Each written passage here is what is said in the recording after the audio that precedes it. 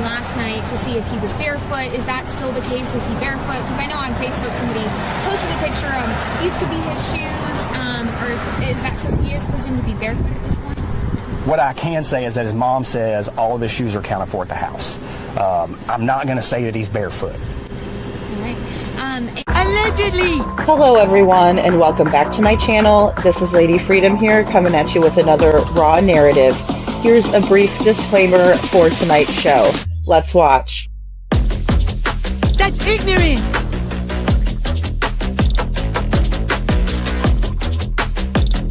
Allegedly, that's ignorant! Ignorant.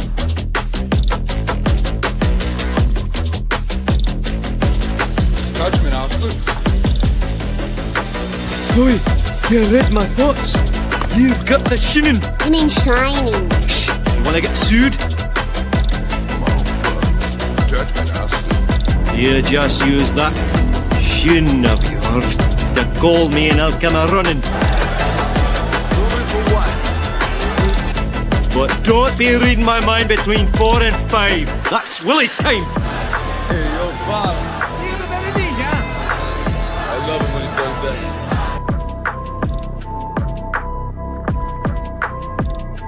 Let's watch.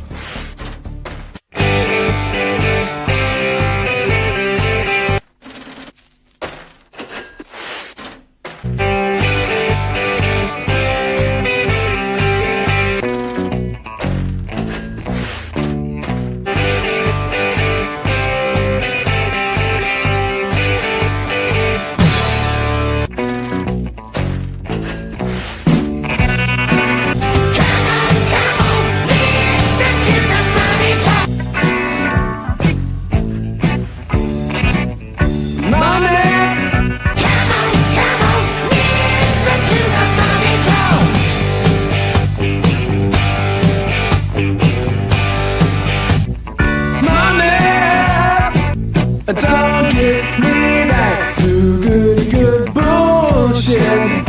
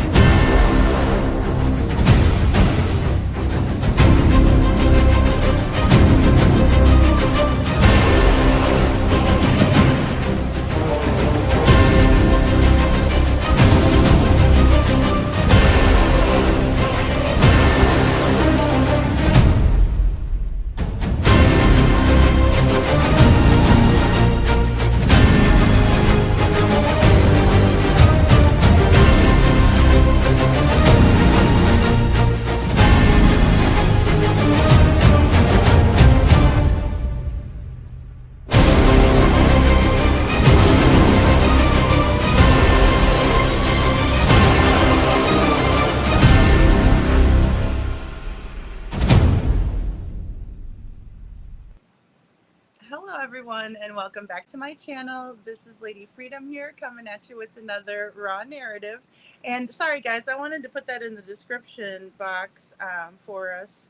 And I should have probably said that somewhere, but I wanted to let you know that we are going to listen to it. I just didn't get a chance to download it and break it down into kind of like parts, but I won't interrupt too often. Sorry if my mic's crazy loud. Yeah, but we're definitely gonna go over it. Now I did put a little bit of homework in the description, so that's where you'll find the link. But really great channel, guys. I've been watching videos of theirs for the last couple of days. Hey Sabrina, good to see you. I wanted to give you guys all shout outs. Thank you all so much for being here, and I hope your head's okay. I saw what you wrote in the chat. But good to see you, Ann Reynolds, and thank you for hitting the like button. I also saw Churchy, and then I saw GA64 and Borna Honey. Good to see you. Mandy Moo, I also saw you too. I saw Town Chat Cafe, Hope Floats, and I also saw Tina Girl. Good to see you, Tina Girl, and Mama and Valley Gal and Mark Klein. So good to see you. And yes, it's going to be a good show, guys, because we have some new words from Chris. A lot of them I don't appreciate, but that's to be expected, right? But I do appreciate the opportunity to go over this because I think it's really important. We don't get to hear a whole lot, right? Thank you, Mimi Ma.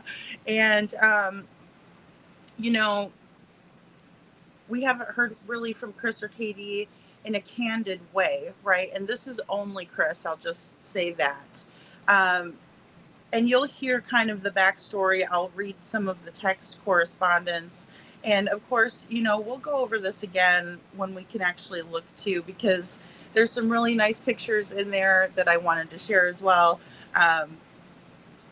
But it was just a time crunch, and I always like to listen before I give my initial reaction, because I know there's a lot of channels out there that do just that, like to give their initial reactions, but my initial reactions would probably, you know, how would they say, don't age well or travel well or whatever. So, because some of the times I'm like, what, you know, and I'm freaking out behind the scenes. But then when I come up here, I try to take more of an analytical approach if I can. But there's some really troubling statements that I kind of earmarked in my own way. And I think you'll be interested to hear. And I'm just going to try to pull this up. But absolutely go and check out their channel. They've searched for Sebastian before, so you'll hear that referenced in here.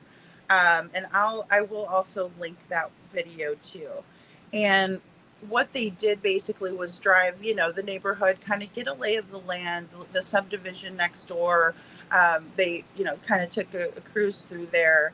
And then, of course, coming through town and everything before that.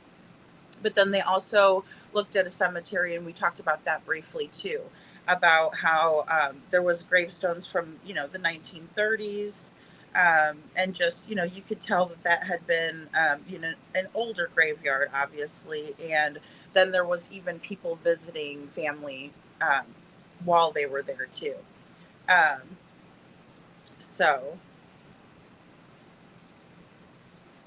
And their channel is Hatfield McCoy Museum Adventures. And I will show you their page too. And then if mods could drop the link too, please, because it is all credit to this channel. And they're very lovely people. At the end, guys, they really, I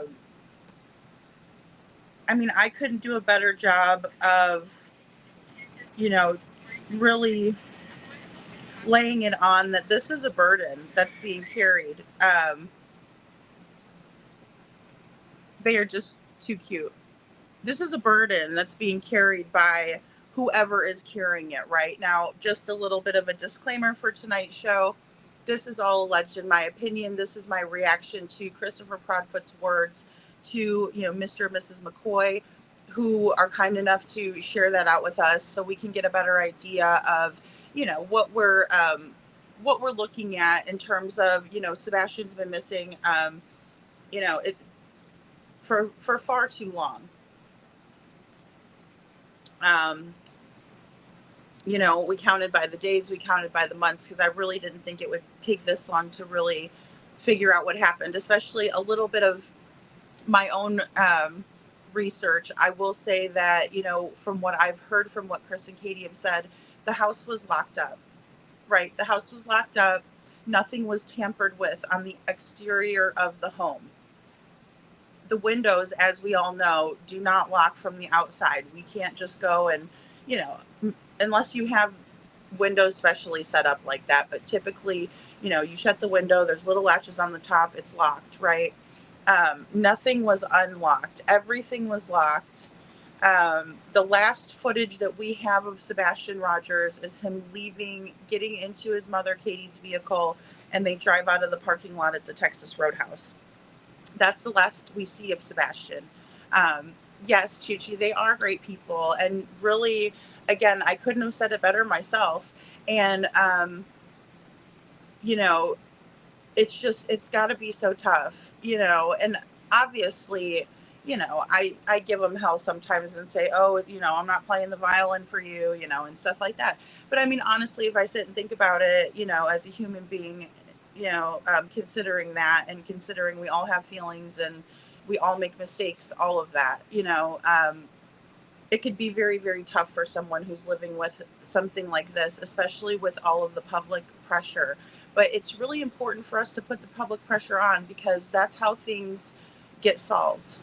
You know, that's how people break down, right? Because again, you know, it's just like what Mr. Morrison, or Sheriff Morrison said in the Travis Decker situation, right? He's still at large, by the way, but his point was very clear and makes a lot of sense. We don't know whether Travis is out there still alive or he's not.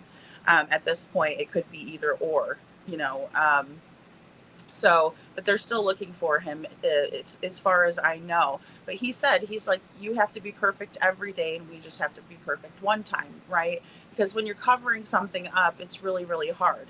When you tell one lie, you have to tell another lie to cover that one. You forget what you've told everybody, right? It's very hard to keep up with. And then you have the public pressure saying, where's Sebastian? What happened? All of that. And rightfully so, because we need to know what happened to Sebastian. We do.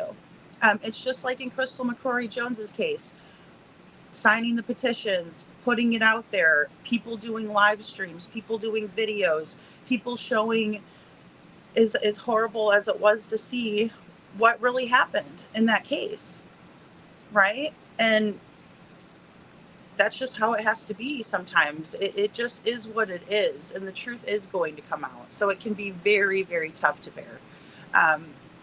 A burden, a heavy, heavy burden. And we pretty much know what, know the who, the what, and the where. Yeah. Yeah. And if we were pro se, well, and you know, I think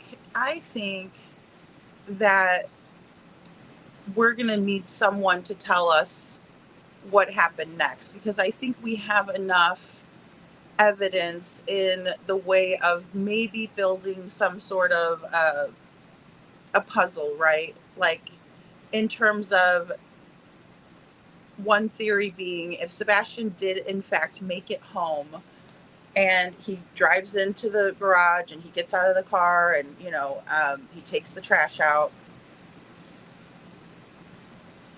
I can't say whether that happened or not, but let's just say it did. And then we have the 3 a.m. lights, the 3 a.m. car. We have some sort of evidence there. I know that many, many people don't want to look at that. Many people say, oh, you know, so what? But in my opinion, it's very important. It's very important. Metadata does not lie. It's imprinted on photos and videos showing their exact origins. Messing with the timestamp doesn't do a dang thing, right? Nothing yet perfectly imperfect, boy, Mom. I'm just kind of breaking it down a little bit. It's good to see you.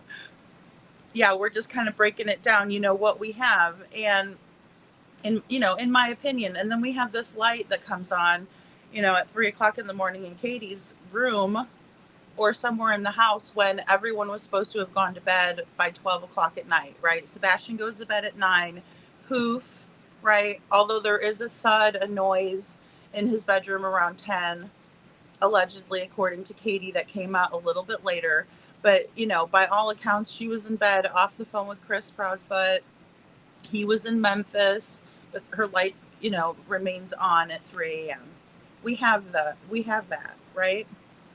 So, you know, those are just some things that we can't forget.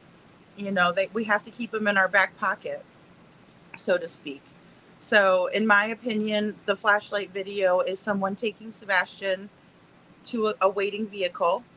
And guys, when you hear what Chris says later, I want to really listen, because he says something to that effect.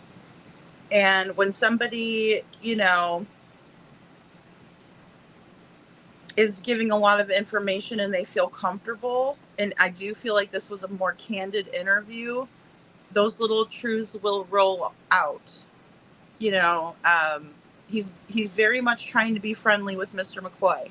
You know, he is. I would be too if I was him. I cannot lie. So there's that. But that's what we have so far, right? Hey, couponing, good to see you, Tori Banks, and welcome in, everyone. Thank you for being here. So with that, I want to just get right into it, because it is a longer phone call. And I kind of want to just play it, you know, as it is. And so here we go. Just bear with me. I'm going to try to... Hey, Twists and Turns. Good to see you. Hey, Adam Forever 21. And if I miss anybody, just, you know, holler at me. Say, Lady Freedom, I said hello and you didn't say hi. But yeah, they're very kind people, guys. And, you know, and the thing about it is, too, a little bit of background. So Sheila is a school teacher, right? She's retired. Also retired police officer, 40 years for Fred, right? And they're just very well, what did they say? Yin and yang, you know, like they're equally yoked, right? But then they're also like complement each other. And I think that's the best type of relationship to find. Very lucky people. So, because, you know, he's thinking of it from his experience of 40 years. She's thinking of it as a critical thinker, a school teacher, right? Someone who's familiar with kids. And so, and how, you know, how they act on a daily basis, right? She gets to observe, she's been able to observe a lot of kids, and, you know, kind of have that compassion and that heart for them. Because a lot of times, you know, we'll think, oh, what a bratty little kid, you know, but a teacher, somebody who is a good teacher, who I could tell she is, they have that compassion for the kids and can kind of see, like, more into what's going on, right? Because they pay attention. And hey, Pebbles, good to see you. Hey, Ann Brock. So you guys will see that come through, I think. But here we go. I'll just stop my gabbing.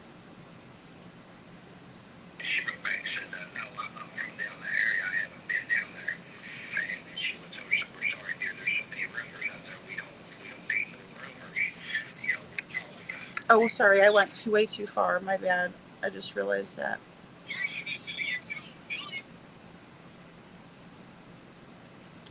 One minute, guys. Sorry about that.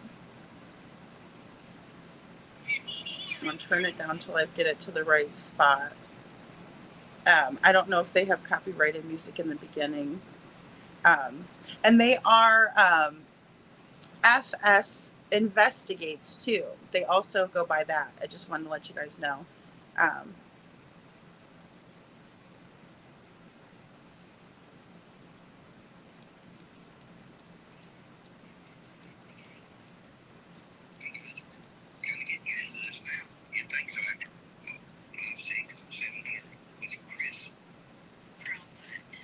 Okay, sorry guys. I'm still not used to it. You know, we didn't advertise it. We didn't. We taped it. Right. We did it, but we didn't advertise it or anything like that. We hadn't even thought about it anymore until the Jane case and people started dumping him about Sebastian. Wanting us to join the search. A lot of people didn't know that we had joined the search way back. We've been there and done that. This is going to be another one of them cases that the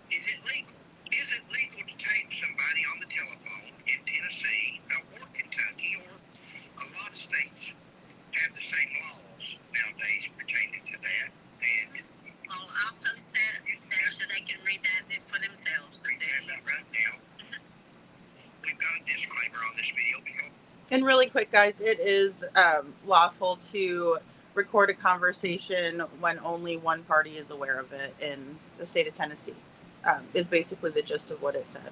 This video here, when we talked to Chris Proudfoot, we were looking for an interview. And like Sheila and I said, when we were looking for Jay and hollering at Jaden's mother and stepfather across to, hey, Josh, hey, we got something we want to run by you. Right. We didn't holler out and say, hey, did you guys kill Jaden? We didn't holler out all these accusations that they're not going to talk to us. And that's the same way we did on this phone conversation. We were very nice. He was very nice. Actually, he was. But we didn't get on there. We asked him, people saying this, people saying that. How can they say that with no proof? How can they? We're going to give you a platform for you and Katie to talk to us. And we've got some questions for you. We don't care to send you the questions in advance. Yep.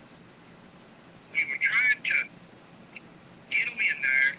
I ain't gonna say reel them in, but we were trying to convince him that we're fair. We're not going to come on there and call you a milk or accuse you. Yeah, you're not going to come on there and accuse you with no proof. But so we're going to put a disclaimer here.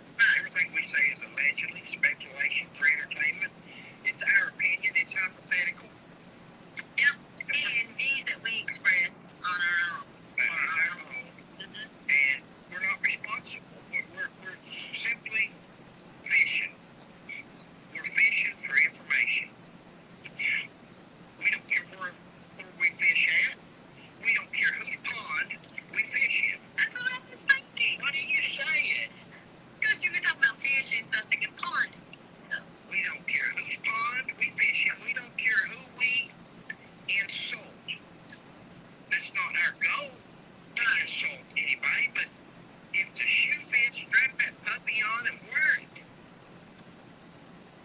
One viewer made a lot of sense. On our live that we did the other day, we remembered the name because it's special.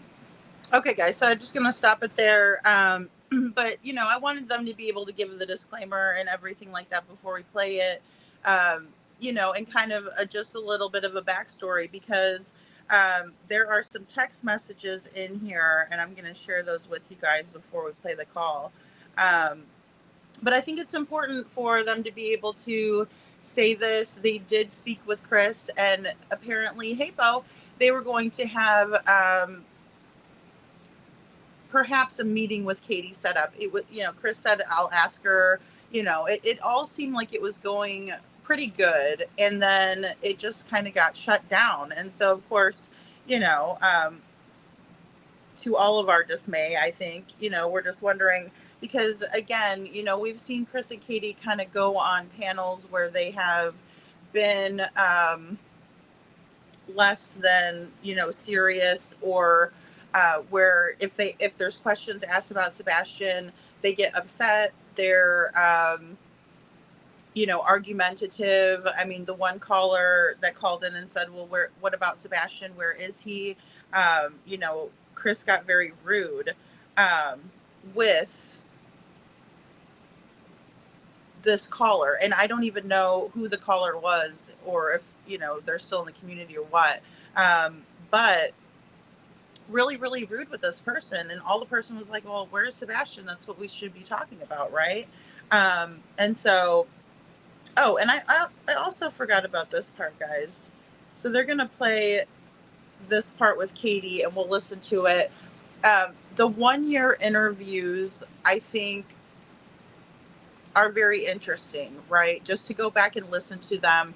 We talked about Katie's, oh shit moment, where she talks about Sebastian would have turned 15, and then she's like, oh, and then she's like, shh, and then she's like, or whatever the hell breathing crap she does. It's almost like Lamaze. And it's like, what are you doing? You just really royally screwed up, and, now you want us to believe that you didn't.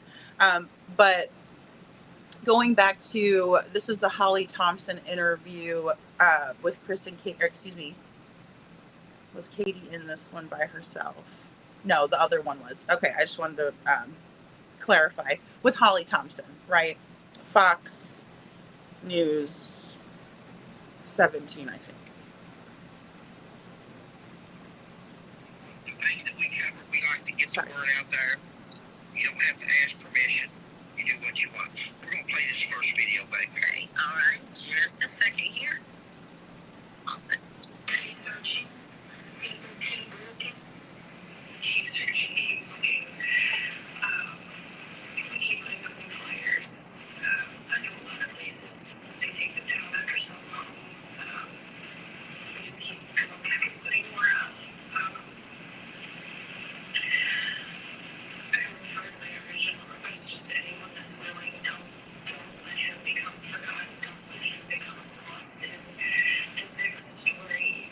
Not to supersede other children because they all deserve just as much, if not more attention as all children do. But I would say just please. They all deserve just as much, if not more, attention than Sebastian. That's his mom. Let him become forgotten and lost because we're never gonna stop. We're never gonna let that happen if we can help it. And we should. Okay. Yeah, that's good. Back here, that's good. Please don't let him be forgotten. Don't let him be lost. Let's keep it in the news. Okay. Let's help her with her wishes, a mother's wishes. You know, something that just hit me there when she was talking was, and this is not in our notes, we haven't even discussed it, but I know Sheila is too, so that I say this, I wonder if that poster that was in their yard when we passed by there last year, is still there of Sebastian. I wonder if they've still got it in their yard. Interesting. We don't know. Hopefully they do. Yeah. To my knowledge, they do. Probably do, but that's a good question because she was talking about how they stay up for so long and people take them down. A parent's yard, the poster should remain up. I would have a banner out there. Maybe a billboard. Why hang up posters? You know, Katie said let's hang up posters. I'm going to continue to hang up posters. Of course, they take them down after a while. Well, guys, these days you've got to. Sorry, guys, I don't have premium. They deserve AdSense for this anyway. We now have the internet and social media. You know, guys, it's like, I seen on somebody's comment on somebody's page, channel, and it said, it was from Sarah Williams, 9025. I will tell you one thing, if my autistic son went missing, I wouldn't move. I'd be begging for interviews in print, on YouTube, TV, etc. That's us. You're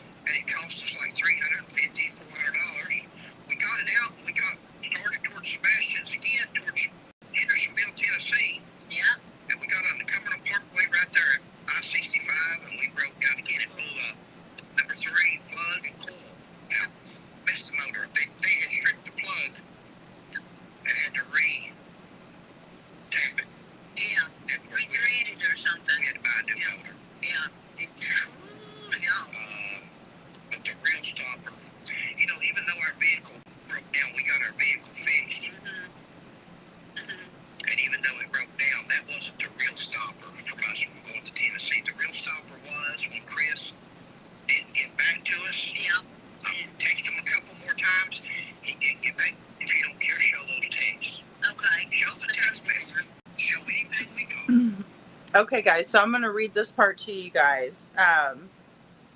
And again, you know, their car is broken down. Whenever you're traveling a lot, you know, I mean, wear and tear on the car is a big one, right? So they're traveling around back and forth, and they were willing to fix, you know, their vehicle, excuse me, and then head back down there. But this kind of put a stop to it because, you know, they wanted to speak with Chris and Katie. So this is Friday, October 11th at 1:41 p.m., right? And I'm just gonna, you know, just to kind of show you guys so that way you can see it for yourselves. And we'll review this again when I'm a little bit more prepared. Good afternoon. This is Mr. Fred and Shiela McCoy. And then Sunday, October 13th, Chris sends a thumbs up, right? And so they reply back to Chris's thumbs up, not, you know, thank you, what is this regarding, anything like that, right? Because I would be thinking that to myself. But then again, you know, I'm just going to put this out there. Now, this is my own theory, right? This is not Mr. and Mrs. McCoy. I just want to make sure I say that, right? That disclaimer. You know, in my opinion, they may have known, you know, who these people were because Crispy spends all his time trolling YouTube, right? He loves doing it. Like, he would rather do that than talk with these fine people trying to, you know, figure things out and help out. You never know. And that's the thing. If you truly didn't know where Sebastian was, you would jump at an opportunity to speak with a seasoned law enforcement retired officer, 40 years of experience. Hey, Kiki. Hey, Shadow.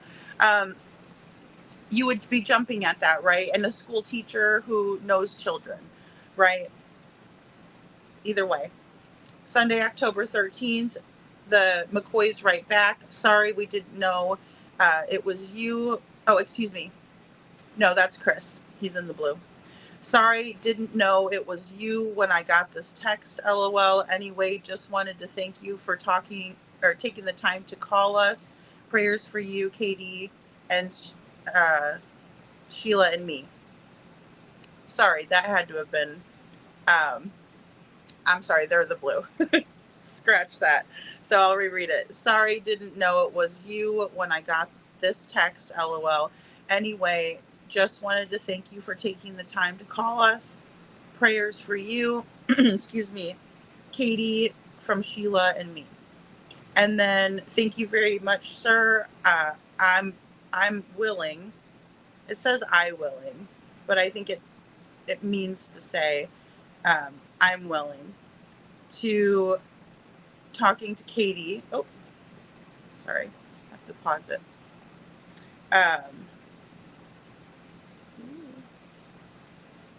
I'm willing to talking to Katie in a little bit about us talking with you and Miss Sheila.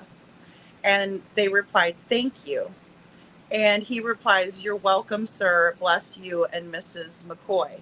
And this again makes me wonder if Chris has looked into the McCoys because they are believers and, you know, they make that really known. So again, just makes me wonder, right? I could be completely wrong. I could be completely off, but that's what it makes me think of first off, that he kind of understands who they are because he doesn't ask them anything about themselves. And then he starts kind of with the virtue signaling, in my opinion.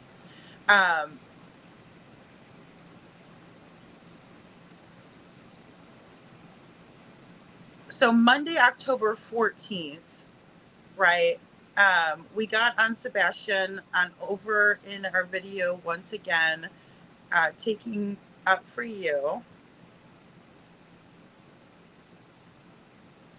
and Katie, not that you need us to take care. And he said, thank you so much.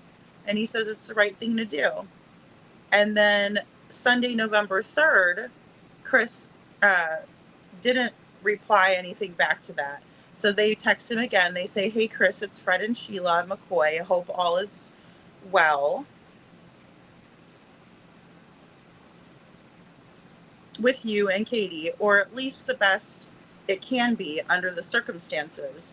which is very nice, I think, of them and kind, to understand the circumstances. Wanted to give you guys some time and space before contacting you again. With that said, and with thanks.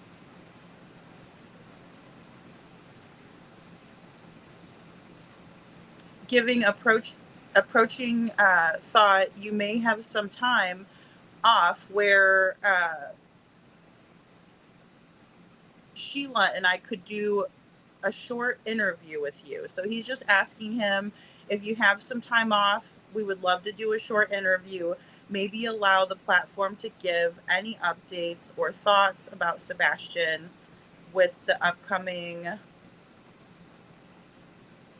holidays. We would be at your all's convenience, of course. And if you'd rather, or excuse me, if you're interested, we understand. So excuse me, and they're saying if you're not interested, we do understand. We just feel compelled to meet with you guys and would appreciate the opportunity to talk with both of you, right? So in that way, they're leaving them with an out to say, no, I don't want to talk. And we're not going to be angry if you don't want to talk, or, we appreciate whatever you're willing to do, but they want to meet with Chris and Katie in person. They want to see what their body language is, but more so, in my opinion, I would want to meet with Katie and Chris if it was me, so I can get a feel for who they are in person, just like a feel for them, right? Because we don't know. Nobody knows until you actually meet someone what they're like, right? Even me, you guys could see me every single day, but if you met me in person, it would be different, right? So hey, Holly S, and welcome in, everyone. So just that being said, they gave him an out, and they just wanted to meet with them. Yeah, take care and God bless. But they started filing lawsuits. Okay. And so now they're going to talk about kind of why they were a little bit leery to reach out to Chris and Katie. I do too, Lil Rotto. I do too. Okay, hold on one second. And I shared this, guys, to a lot of the mods too, because like right when I heard it, I was like, oh, we need to listen to this. So here we go. They filed a lawsuit. At least one. They threatened more. The other one's got I think it was like a cease and desist or something. You're saying that you want coverage for Sebastian? Yeah. But you say you're going to sue people? Guys, listen, we realize no one should be harassed. But was that just an excuse? We don't know. On one hand, they say they want attention for Sebastian. On the other hand, they're filing suits. Now, with that said, nobody should be harassed. We don't think nobody should be harassed. But if my child's missing and you want to harass me, if harassing me gets my child back, I guess I'm just going to have to be harassed. And that goes double for me. And same goes for Sebastian too. Absolutely. Harass me all day, but we're still going to find him. No such thing as bad publicity. Good or bad, it was attention. He's still getting the attention. For Sebastian. Mm-hmm. Yeah. Sheila and I talked with Chris on the phone. She's going to play that message now. Yep. You want to talk afterwards? We're not going to interrupt. Yeah, we're just going to let you all hear what was said, and then we'll talk after that. Sheila don't like it when I interrupt and stop and start back. I'm sure you all don't either. So I'll keep mine to the minimum too, guys. There's just a couple of stopping points that I want to kind of just point out and discuss, but otherwise I'll try to keep my mouth shut too, and I'll actually turn this off as well to kind of give you guys a better experience, hopefully.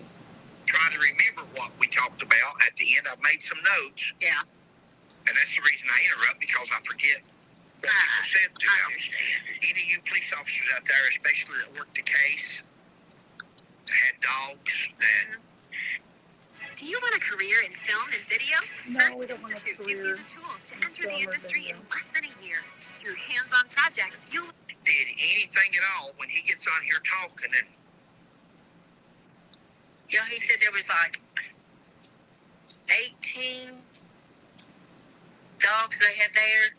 And when he gets on here talking, if you pick out anything that was said that's not correct, bring it to somebody's attention because we don't know. We don't know what he said, what he didn't. So she's going to play that video right here. Mm-hmm.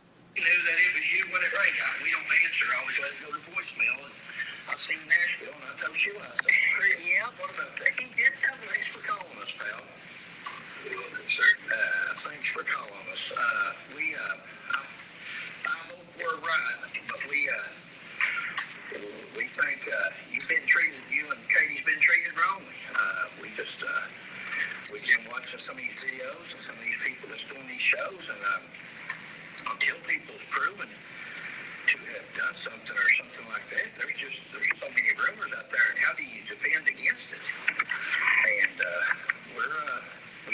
we wanted to be able to maybe sit down and talk to you all one day. I'm a 40-year retired police officer, and I've solved a few cases in my day, but Sheila and I, we found this body a while back. We're both retired, and we found this shooter on I-75 that had shot those 5 people, and it took us 6 days, and I just had a total change in my Christian life, and on this Sebastian, people started texting us and say, check on Sebastian. We wasn't familiar with it, and then the more we start checking, the more I see that I used to use the F-bomb myself. I used to use some language, and I used to be real outspoken and tell people, you remind me of myself, and unless people's been accused of something, or how would they react?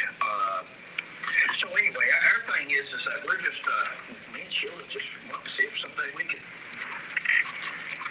chat with you and Katie, and we don't have to have no cameras or nothing else. We just want to be able to sit down and see if we can help some way, at least, to clear up some of the misconceptions that people have.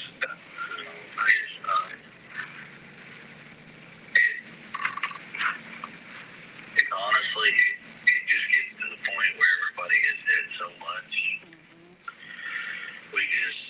That's why we kind of pushed away from the public eye and talking and getting out there. It's just, I mean, there's, I'll give you what I can. There's some things I can't give you. Understandable. Because that's law enforcement, that's not just sure. That's understandable. Sure. Yes, you would be correct as far as us physically being out in the woods with everybody in initial days and all this about searching. Law enforcement said, we do not want you out. We do not want you to get in the middle of it, because if something comes about and we need to talk to you or get a hold of you, we know where to find you. Now, that was said to all 3 parents, Seth, Katie, and myself. And we did exactly what they asked. Sure. Seth he's a grieving father. He's upset. He's missing his son. You know, I'm not going to speak for how he feels. I'm not going to try to explain why or what he is doing, why he's doing what he's doing. I don't know. When it comes to Katie and myself.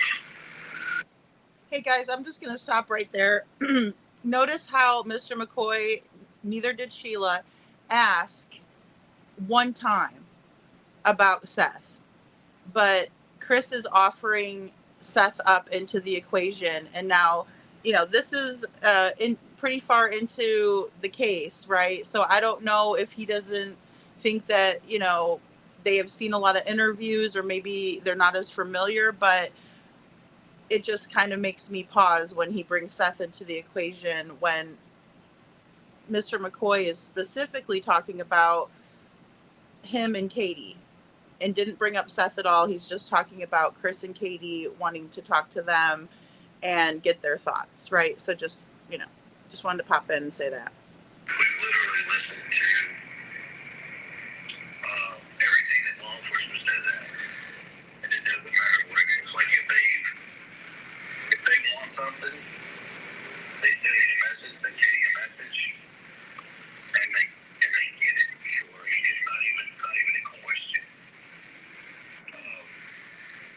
I mean if you want something, what do you want? Come get it. Yeah, I'm gonna go bring it to you. Whatever it is, I don't care. I mean, we've been like that since day one.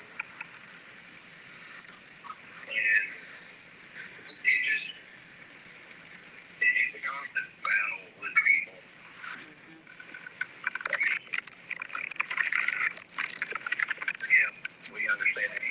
We had a lady call the other night, named Shiela from West Virginia, and said she's got some information, said, y'all need to contact me. And I told Sheila, I said, ask her what part, her phone showed up West Virginia, and I said, ask her what part of Hendersonville she's from, and where she has searched at down there. And she wrote back and said, no, I'm not from down that area. I haven't been down there. And then Sheila told her, we're sorry, dear. There's so many rumors out there. We don't need more rumors. We're talking about people that knows something about it, because all she's going to do is tell us what she has watched on a video or read in the paper. And that's not how you solve cases or work cases, or it's just not. Oh, yeah, you guys want to play some domino? Oh, sorry guys, ad. I'm just going to go to the chat really quick while we skip over that. But, I think it's very interesting that he's detouring the conversation away from the people, blaming the people, right? Although at that point he had come out with some pretty damning statements about even some of his behavior and disciplining. So yeah, hey Al, yes. It's a good interview. It gives us some insight. One thing I did notice too is that Chris is kind of over talking Mr. McCoy. So Mr. McCoy is like trying to, have a conversation with Chris, but Chris keeps over talking him. And it seems like Chris has his own agenda. He's also trying to convince Mr. McCoy that he's been nothing but cooperative, when we know that I don't think that that's 100% the truth, in my opinion. I'll just say that. Hey, Brandon, good to see you, hon. He says, hey, not to change the subject, but keep my state in y'all's prayers tomorrow. We lay Jaden to rest tomorrow. Yes, sir. We sure will. And I'm also going to do a video to another tribute for Jaden for tomorrow too, because I'm going to do a morning show again. So, and I know it won't be until a little bit later in the day. I'm also Eastern time, so I'm a little bit, ahead of the game, but absolutely, Brandon, and thank you. I promise I didn't forget about Jaden. I can't forget about Jaden. Yes, Kiki. Thank you, Kiki. All of us creators, our hearts are with you guys. If I can speak for Kiki, but GA64, thank you for prayers. Yeah, it's just, thank you, Adam Forever 21. Rest in peace, Jaden. God will hold you. Thanks, Ann Reynolds says, I'll be praying for you all too, McAfee. And McAfee's our friend Brandon, guys. Ann Brock says, praying for you. Thanks, Ann Brock.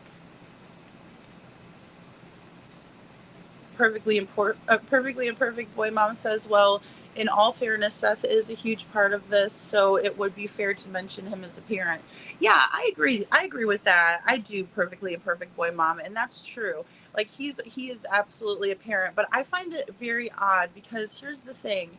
They don't mention Seth when it comes to the CPS reports. He was unknowing about that, and the discipline methods were unbeknownst to him until Smiley's interview with the Proudfoot, and he kind of let it all hang out.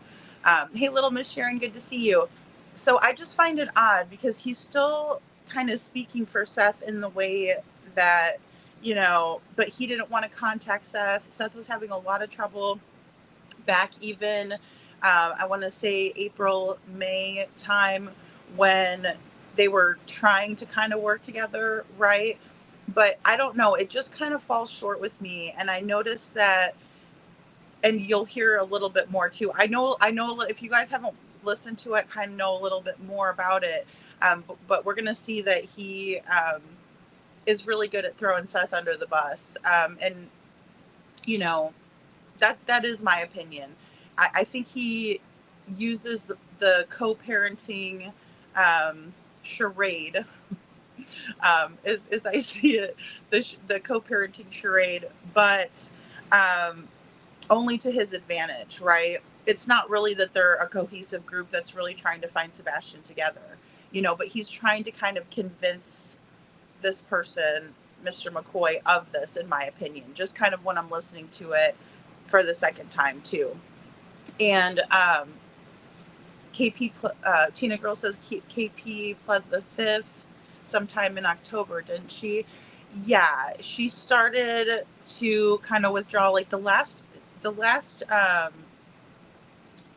live that she did was the Queen Bee live, and that was in May. So yeah, you know, she kind of like, you know, backed into the bushes, and then you'd have Chris coming out talking, but never really Katie. And then about at the year mark, Katie came out and spoke with news outlets for Sebastian's anniversary of being missing. You know, thanks Kiki. You know, and so that was really, you know, in my opinion, about that time, October, I heard that there was a lawyer involved in terms of representing Katie. Now, don't quote me on that because I'm not 100%, but that's around the time that I started hearing that. Hey, Andrea, good to see you. Hey, Maui son. According to their website, the call was on October 13th, 2024. The date is in the beginning of the video, in my opinion. Sebastian Strong. Thank you, Maui son. I appreciate you. Yeah, and I kind of read off the dates a little bit, guys. I know it was with the text messaging. They had been trying to get a hold of them, but they didn't want to, like, bother them. So they were kind of going back and forth, right? Like, in terms of giving them a little bit of space. Hey, I just wanted to reach out to you. You know, if you wanted to do an interview, we're here. And then, you know, they were kind of going back and forth. But yes, this actual call, October 13th, 2024. And, you know, it's understandable when you can't always be right next to somebody, right, or coordinate a schedule, especially if somebody works out of town. So I will, you know, I understand that completely. You're absolutely welcome, Brandon, and thank you so much. Aw, thanks for the green hearts, Andrea. Yeah, perfectly imperfect. You know, and that's why I try so hard to listen to it at least twice before, because I always try not to give my, like, initial, because, you know, sometimes my initial reaction is way off, you know. I'll just be honest, like, you know, historically. And so I always kind of try, because sometimes you're, like, so shocked by what you just heard, then you're not listening again. And so I try, and without editing, because a lot of times with editing, I'll really be able to listen and, like, replay it over and over. I'll start the video again, see how it flows, that sort of thing. So, but this time I'm kind of just, you know, sort of second reaction.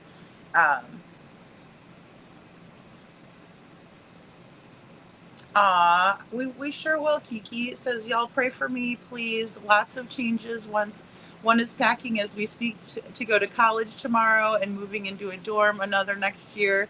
Be still my heart. Oh, Kiki, that's so amazing. That is so amazing. I know that feeling, like, but I only had one, and I just remember, and luckily she didn't, like, go too far.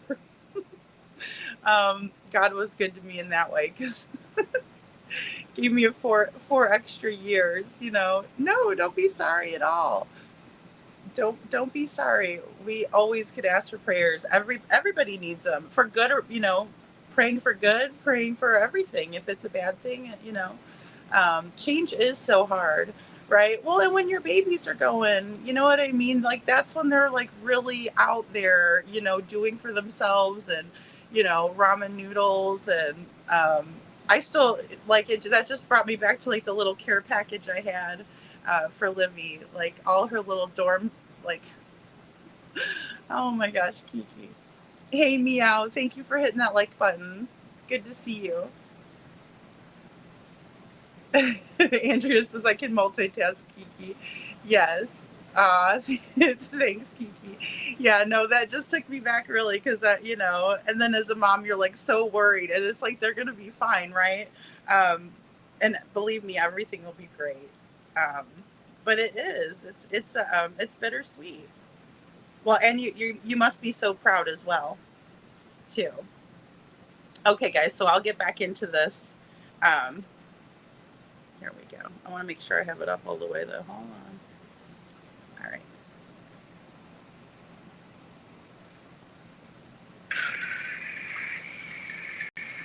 Well, everybody's upset. Like, I mean, so we use it, me and work and all this. Okay, well, I'm working in Memphis. I'm sitting in a tower crane as we speak right now. In Memphis on the St. Jude project. You know, I just left my house last night actually from Hendersonville to come back to work. Sure. But, you know, when all this initially went down, you know, we called law enforcement. You know, people have a hard time understanding, well, you call 911. Okay, but I need 911 when I know that I can call directly to the dispatch desk and get a dispatcher. Yeah, and you're out in the county if we understand it. You're out in the church, like my boundary, you want me in there. Yeah, I heard that, but I also, Sheila and I talked about that. Why would you have to call it? You know the number directly? Call the sheriff's office. Yeah, that's the stuff that everybody doesn't, you know, I'm sorry, I know where I live, I know the numbers. Yeah. I mean, for God's sake, I mean, every man should know your area, you should know your fire department. You should, I mean, my fire department is along here, that's less than a quarter of a mile from my front door. Sure. I mean, that's my fire department, that's my EMS right there. Sure. Okay. Sure. We came down a while back and just walked. I don't know. Well, like I said, I've had my wife's been a Christian all of her life and all this and that, and I've really, this last thing we worked, I've seen everything in the world in 40 years, but for some reason, it really affected me, and the good Lord's just blessed me. And again, you never know about things. If you're innocent, can you imagine what an injustice that you've been done during all? And that was Sheila, my thing was, and again, I know you're busy, I know you work all the time, I know you, but I think that Sheila and I could, if you and Katie ever get a chance and get a couple hours where we could come down and visit with you, and if you can't, that's understandable. You've done more than I probably expected just calling us, but yeah. I think we could do, believe it or not, I mean, it was, I mean,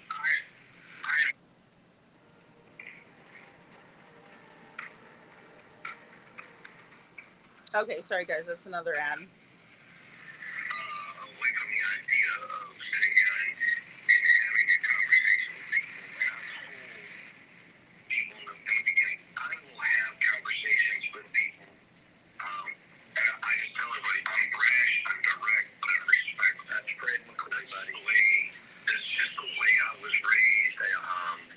You know, well, that military just, well, yeah, I mean, that's the other part of it is I don't have time to sugarcoat people's cookies for me. That's not me. You know, I used to be like that. I'm trying to change. And the good Lord changed me on that part. But I'm telling you, people used to say one thing about Fred Mc Coy, you don't have to go to the country store to find out what he thinks about you. He'll tell you to your face. And see, I respect people like that. I just think that people need to see a different angle, from a police officer's perspective, from Sheila. Sheila's a retired school teacher and you know, Sheila's we've got a nephew that's autistic, and she's dealt with schools and school systems. Again, me and Sheila just thought that you all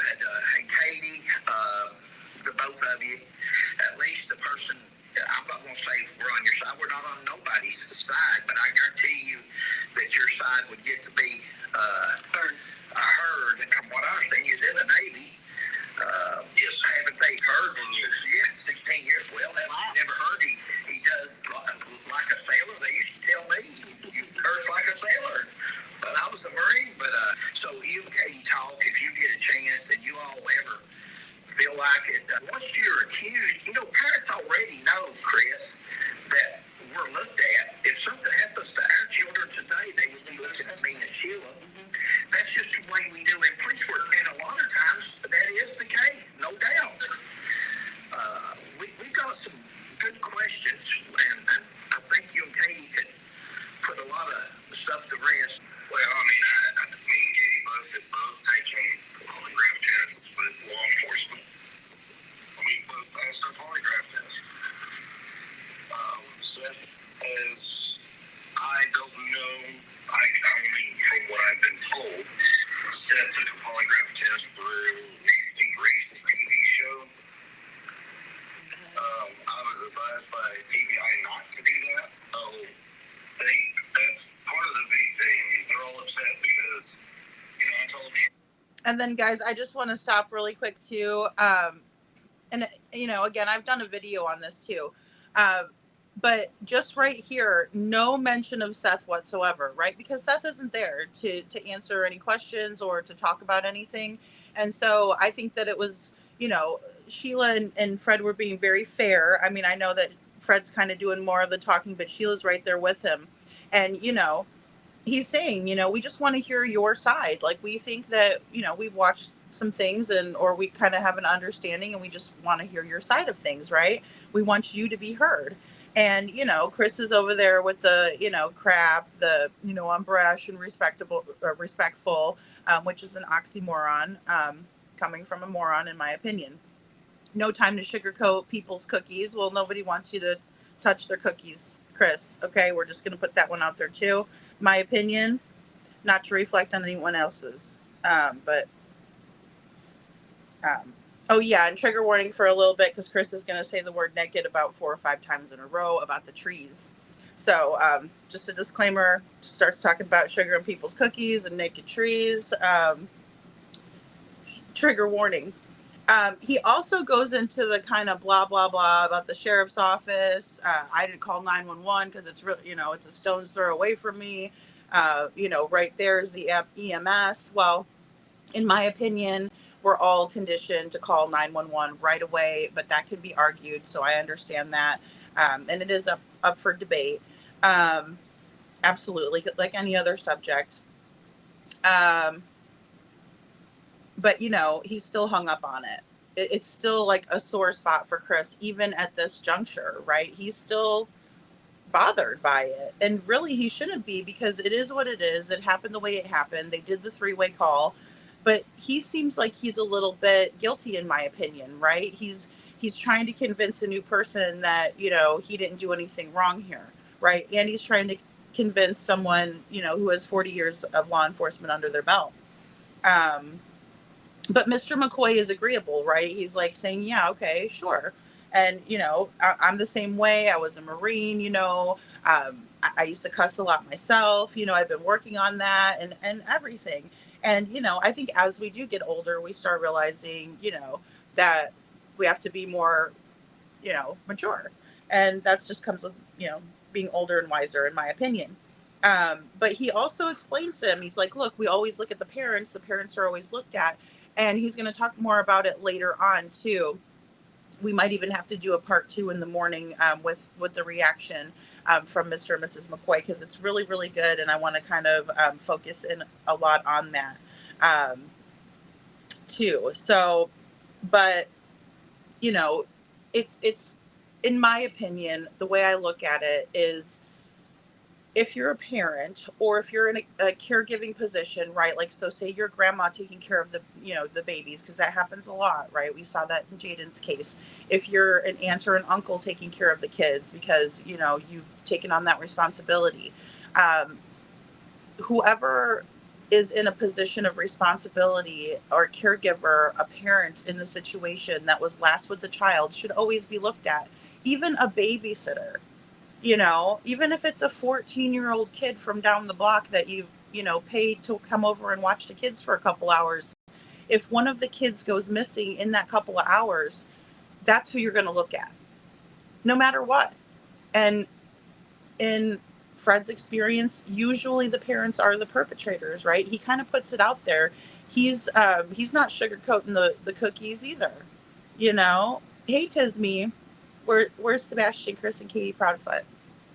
And that's all people will ask, and I think it's a good question because of the situation, right? If there was a window cut up and somebody got in the window, like in Elizabeth Smart's case, absolutely. That's when we start looking at other options, or who could have been someone that would come in and have taken Sebastian. If Sebastian's window had been left unlocked, I would have thought, well, maybe Sebastian did try to sneak out with some buddies and something happened, right? Because the window was still unlocked and maybe he was planning on coming back, right? He's a 15-year-old kid. Absolutely possible, right? We start thinking about what is probable, what could have happened to Sebastian. But when all of these other factors aren't there and we don't have any surveillance of this child leaving his home, when there's Ring cameras pointed exactly towards his bedroom, we have to start to wonder, right? What is going on here? And then they start talking about, well, both of us passed a polygraph, but listen to this. Seth went over on Nancy Grace. Like, oh, what do you think about Seth? Well, no one's talking about Seth. If Mr. and Mrs. Coy were interested in speaking with Seth, they would have called him, right? They would have reached out to him. But we know that Seth was at work during that time. So it's kind of like, especially with him being at the jail all night, right? No offense to Seth. I mean, I would talk to Seth. I'd have him on the show if he ever wanted to be. He knows that. He's more than welcome to come here, chat, however he feels comfortable. But again, I would be more interested in the person who was with Sebastian last, and I don't want to hear from Chris Proudfoot. They're better people than I am, because I'm not sugarcoating anybody's cookies either. I'll be damned to do it to him, especially after the way he's acted. Hey, Tanya Slater, good to see you.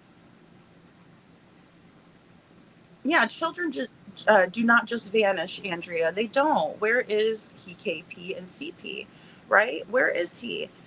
That's one thing that we can check a box indefinitely, that he did not vanish, right? He did not just levitate out of the house. The aliens didn't come down and bring him up there to be, studied or whatever. No, absolutely not. And if we were even to believe that, even aliens are gracious enough to put us back down here, so, but again, I don't think that's possible or probable or even on the table. So we can check mark that off. Something either happened to Sebastian where somebody brought him out of the house that night, because there was a light source that went back to the house that night. And that's one thing that I will never get out of my brain once I see it, right? Once you see the light source going out to meet the other one, and then you only see the light source go back, Katie's the only one in the house in the morning time. That's according to everything that they've said. That's according to everything they want us to believe. But they also want us to believe that Sebastian just walked off by himself.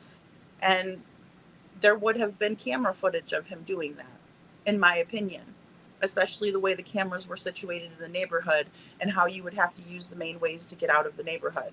Again, Sebastian doesn't like bugs. We're going to hear that from Chris. And Brenda Calvert says, I remember it being said that Katie was crying to somebody she met through her job about Chris was going to be arrested soon, not that her son was missing. Really? Oh, I don't remember that at all, Brenda. Huh. That's really interesting. When did that occur about, or like when was that, if you don't mind me asking? C. Taylor, good to see you. C. Taylor says, and we all know CP dare not change, grow up, or become a responsible adult. Who cares about others than himself. Yeah. And I agree with that too, because he's very self-centered. And then even trying to have like a conversation back and forth with someone, he's not listening to what Mr. McCoy is saying. Mr. McCoy is trying to explain himself and kind of, obviously, this is the first time they've discussed anything over the phone. And so he's kind of trying to tell a little bit about himself. And you would think that Chris would be listening, right? Because he said he vets everybody he talks to. Well, then you think he would be listening to what Mr. McCoy was saying so he could get to know him a little bit better, right? But instead, Chris just keeps interrupting and talking over him and, in my opinion, pushing his own narrative. Well, don't look at us, but, Seth over here, and it's like, what? Why are you bringing Seth into it? Oh, welcome back, Kiki. And the parents don't just say, oh, you know how to reach me, so I'm going to go to Disney. Well, yeah, and that's another thing too. And and that was just recently, right? A whole lot of things happen after this conversation, and a whole lot of things happened before this conversation, right? This was kind of like in the middle of our timeline of Sebastian being missing. Not smack dab, but pretty darn close. Town Chat Cafe says, Lady Freedom, did they ever say if Sebastian was playing any games or had any online communications with anyone from CPKP's house or Seth's home? If so, same question for Jonathan Hoang. Sorry, I probably say that so wrong. I don't mean to butcher his last name. Well, the thing is, Town Chat, is like, that is such a loaded question. And here's why. At the beginning, Chris was telling everyone that he locked down Sebastian's internet, phone privileges, right? And I do believe that they're a privilege. As a parent, I look at it like that. You can really leverage that cell phone, and you could really, use that as a way of, establishing trust with your kids and, allowing them to, have some independence, but then you can also monitor it. And so, in that regard, I think it is a privilege, and I think it should be monitored by parents. But that's not what Chris was saying. It was like, he's like, when I say I lock it down, I lock it down, right? He was really wanting us to believe that Sebastian didn't have access. But then again, we know that Sebastian had a Chromebook. We know that Sebastian had this computer right here. Oh, I think I took it out because I only left this where we see a mark on Sebastian's neck, in my opinion. That was blurred out and not really well done at all. Yeah, because I put in some other pictures. But it's kind of loaded. Now, we all know too, like, if you've been divorced and you're co-parenting, some of the rules that you establish at one household aren't going to carry over into the next household, right? So that's kind of what it was like. Like, Sebastian had privileges at Seth's house where Seth was monitoring him, and he had more leeway on the internet than he did at Chris and Katie's house. My problem is that all of that BS aside, right? Like, if I just say, I don't care how much access he did or didn't have, the fact that Chris was basically bragging about how clean the devices were, that's a huge red flag to me. Huge red flag. Hey, Lisa B. Always, it doesn't matter to me how much time he had at either household. I don't think Sebastian was taken out by anybody, because whoever took him out that lured him away from the house wouldn't have went back to the house with the flashlight.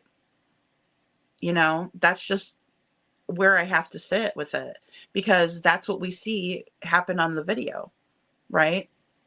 So at the end of the day, to me, I think it's all semantics to make us wonder, could somebody have taken him? Could somebody have been messaging him? The short answer, I don't think so. No, I think it was an inside job. And I think whoever took Sebastian out of the house that met that light source, and then there was the 3 a.m. car. Sorry, guys, I bumped that with my nail. The 3 a.m. car in the neighborhood right? Driving around, parking on the street, tripping the light off. Oh yeah. And that's that light source in the distance. You could see it circled. That's what I'm most focused on, because one of those light sources that came from the house went back to the house. And if Katie was asleep, why is her lights on? You know? And let's not forget, Katie ran over to get that footage from the Texas Roadhouse, even though she was there. Even though she could have gotten that the first day, in my opinion. And it wouldn't have had to been, you know, a scene. She could have went down there and said, hey guys, can I please have the footage from the day my son went missing? I'm looking for him and I don't know where he is. It's a plea of desperation. It's not anger. It's not frustration at the workers. What did they do? They did nothing besides serve your food like they're supposed to, seat you at the table, bring your rolls for you, and then you denied Sebastian.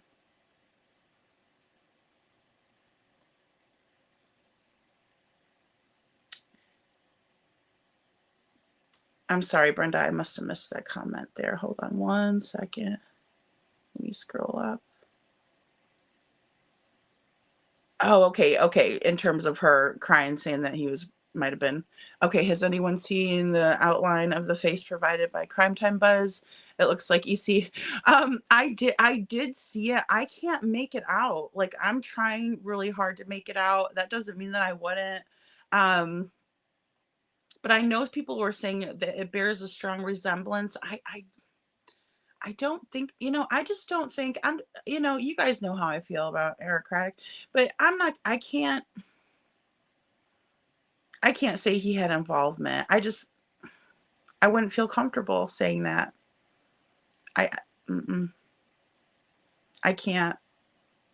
But I did see it. Someone just sent me like a screenshot and I was like, oh, that's interesting.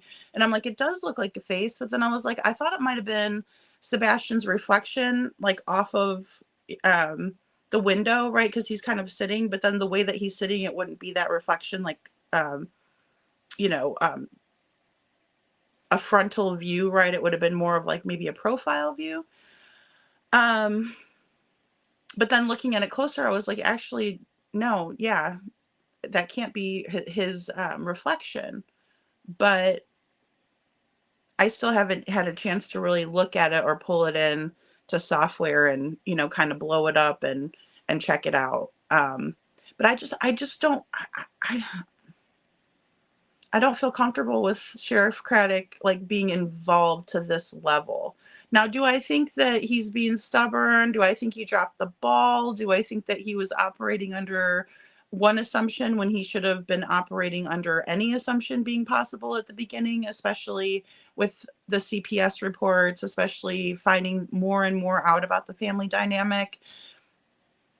Yeah, I think that there's some involvement there. Yeah. And him like, kung fu grip on the case and won't let anybody else help. And yeah, there, those all are things that I'm more so considering than like involvement in the flashlight video. Cause I think that's where it came from. Is that where it came from?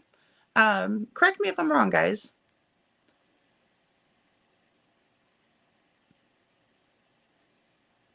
Well, that's another thing too, with Katie's friend being there. I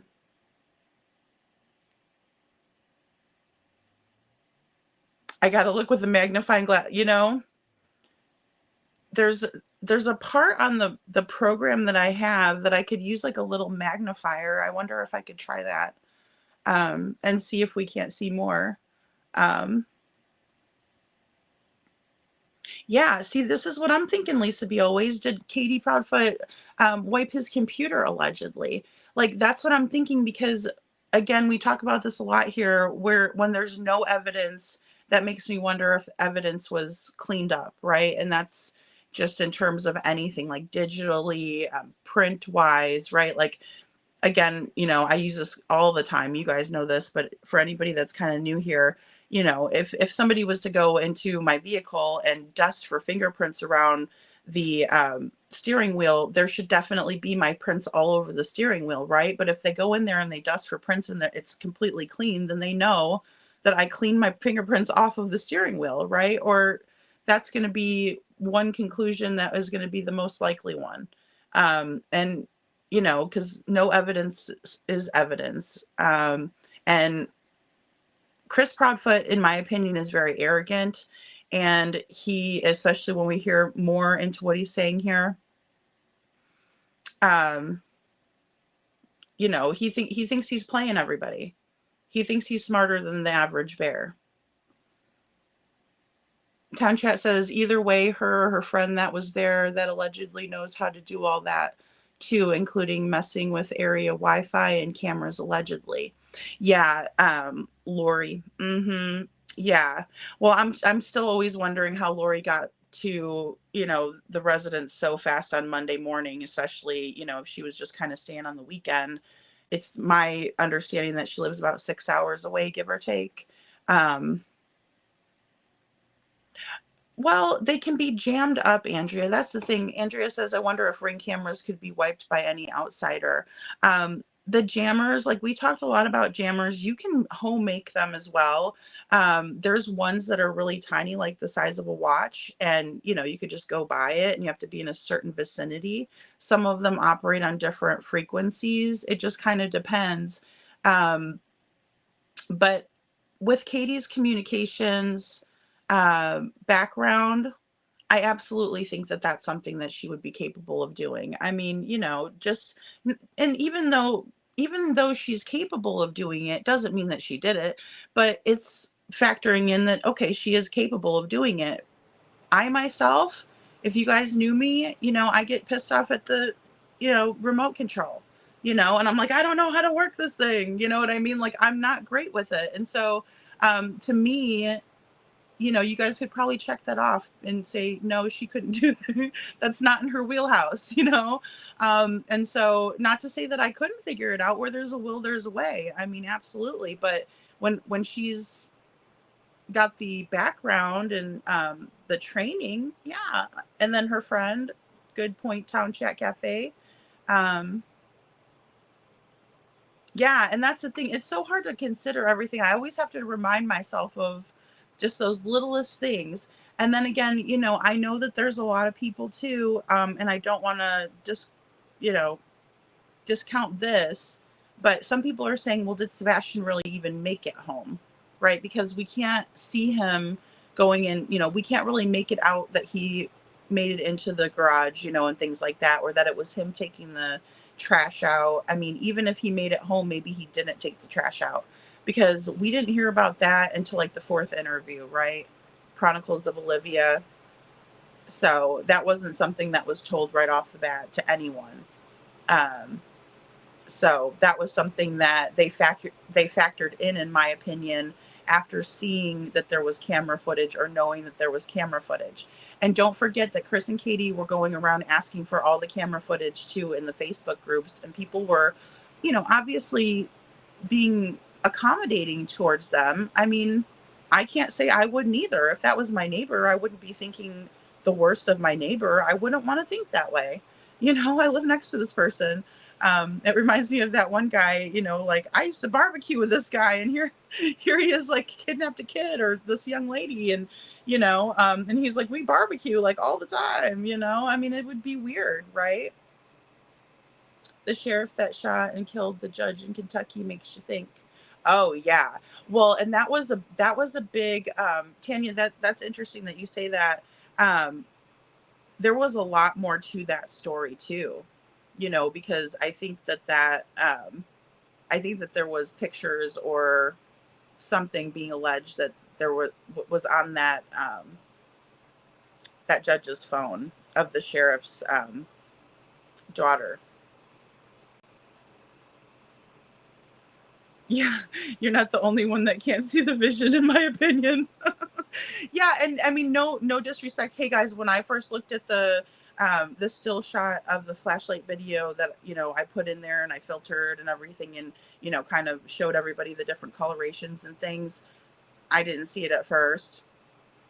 at all. I was like, what are people sending me this for again? Here it is again. What do you, I mean, then I'm like realizing, okay, somebody wants me to see something, you know, so I'm looking, you know, kind of reminds me of like a magic eye or something, you know, you have to really look at it, you know, and then pull it away or whatever. But you know, I eventually did see it and I was like, oh, and then once you see it, you're like, oh yeah, I get it. So, and I don't fault anybody for seeing anything that they are seeing, you know, it's up to perception, and we're all going to have different thoughts and feelings and, you know, perception of things. You know, some of us have really keen senses and really good eyes. Some of us don't.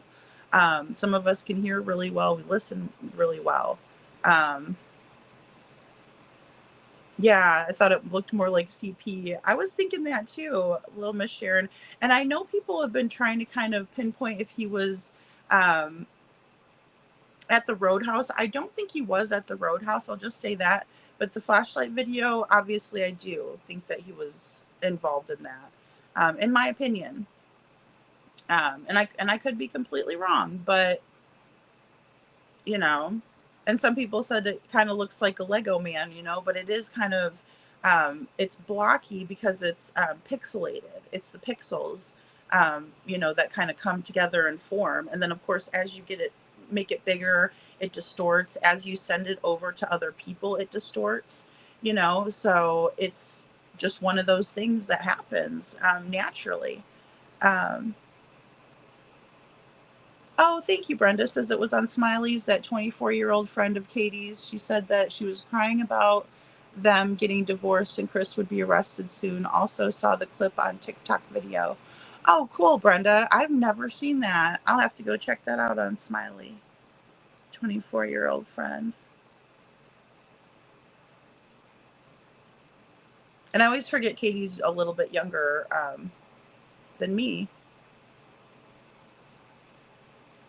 I'm closer in age, I think, to Chris and Seth. Yes, it does make you think, but in my opinion, in this case, he isn't involved, but that is just my opinion. I could very well be incorrect. Anything is possible, right? Yeah, I mean, and that's the thing, guys. In this case, we're going to get it wrong in some capacity. You know what I mean? In some little piece. If somebody comes out and completely gets every single thing right in this case, woo, we'll review them every single day here. How's that? That's never going to happen, in my opinion. You know, even my favorite creators, even people that I'm like, oh my gosh, great videos all the time. You know, it's all speculation, and we've been speculating for so long, and so much information has come out. We're bound to get a little piece wrong here or there. But that's okay. That's how we get to the right answer, right? We check the wrong ones off, and then we get to the right one.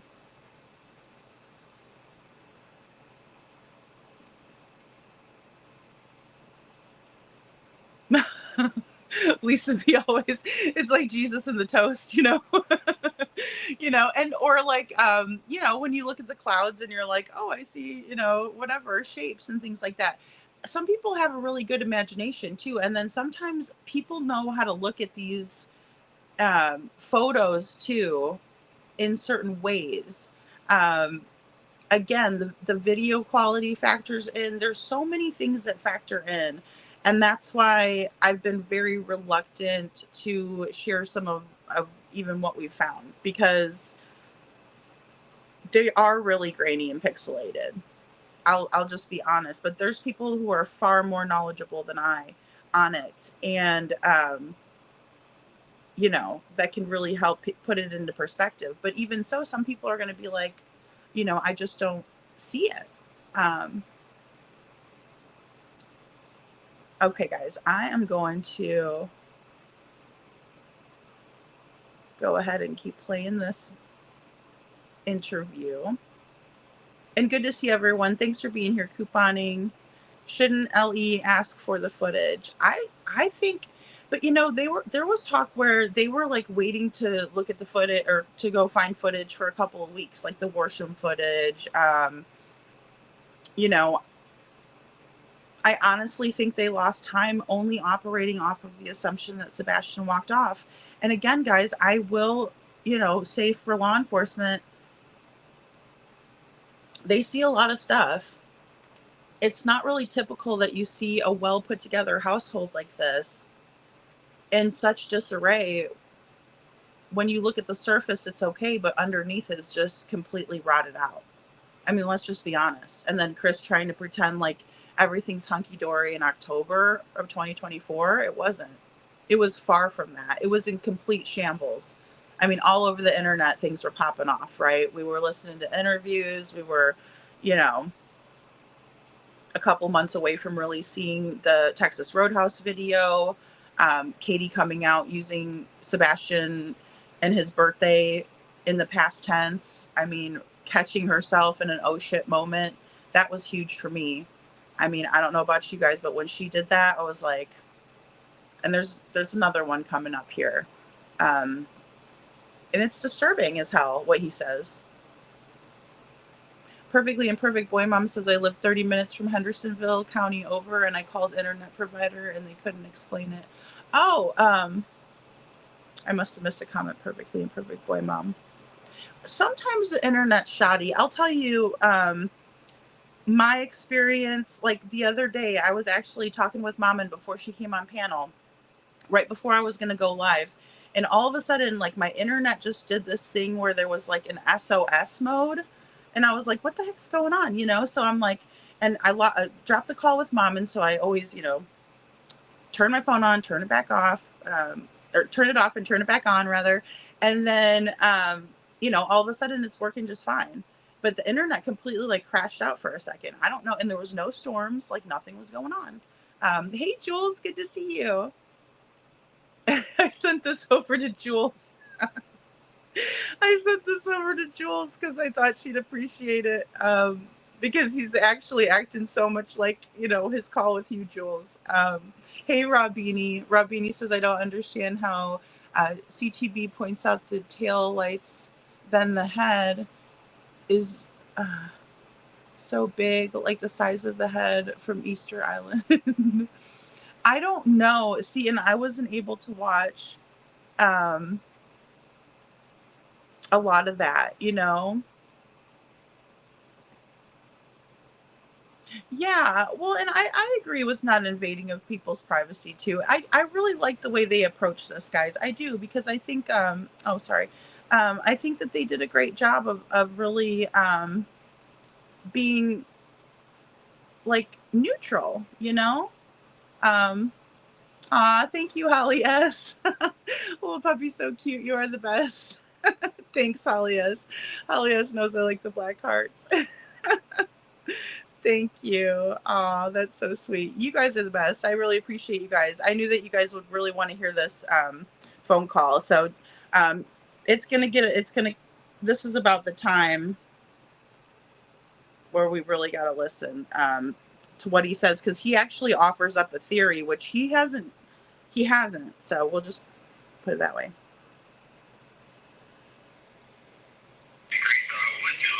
Sorry.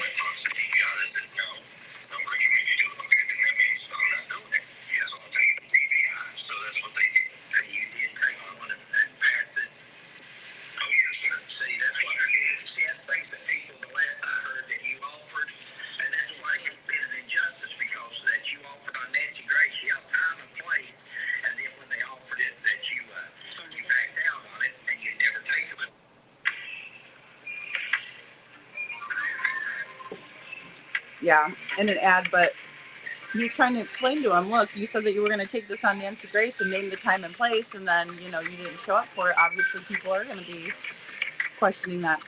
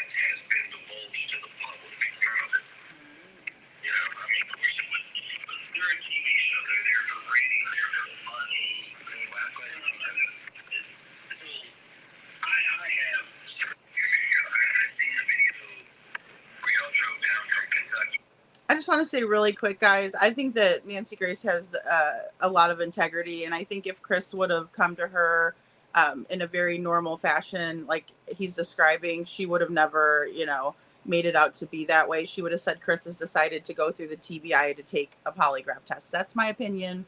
I might be wrong, but, in my opinion, he's always ripping everybody else's integrity, but he's the one that lacks integrity. Hey, show poodles. In my opinion. Yeah, 31, he came down through Kentucky down 31. He turned down McNerney, and he went down that way. He came to the back road. So I did watch your video, and I watched him go through the subdivision, the cul-de-sac, and he started coming back down, and he told me, Sheila, he still knocked on that door. Yeah. She's like, no, I'm not. Yeah. And actually, she could have. So the sign is posted, no trespassers. We were told by law enforcement to put that up because of certain individuals out there that take it upon themselves to walk around our property, videotaping, taking photos without permission. So we were advised by law enforcement to put that up, but we've had people come and knock on the door and ask questions and talk to us. Wow. As long as people are respectful, we don't. We're not. We have nothing to hide. Yeah. There you go. Shy away from. Yeah. And I think it's also funny because his mom's a realtor, and like he talks about how people can't just go up and knock on other people's doors. It's not illegal to knock on other people's doors. Hey, Hindsight, good to see you. Hey, Jude, welcome in, guys. So I mean, even though there's somebody that says, no trespassing, you can still go knock on their door. I mean, if they're in a very rural area, I probably wouldn't recommend it. But I mean, in a subdivision, sure. It's, there's no threat if you just knock on someone's door. And I just find that funny. But he's again trying to say, oh, it's okay. You could have knocked on the door. Ha, ha, ha.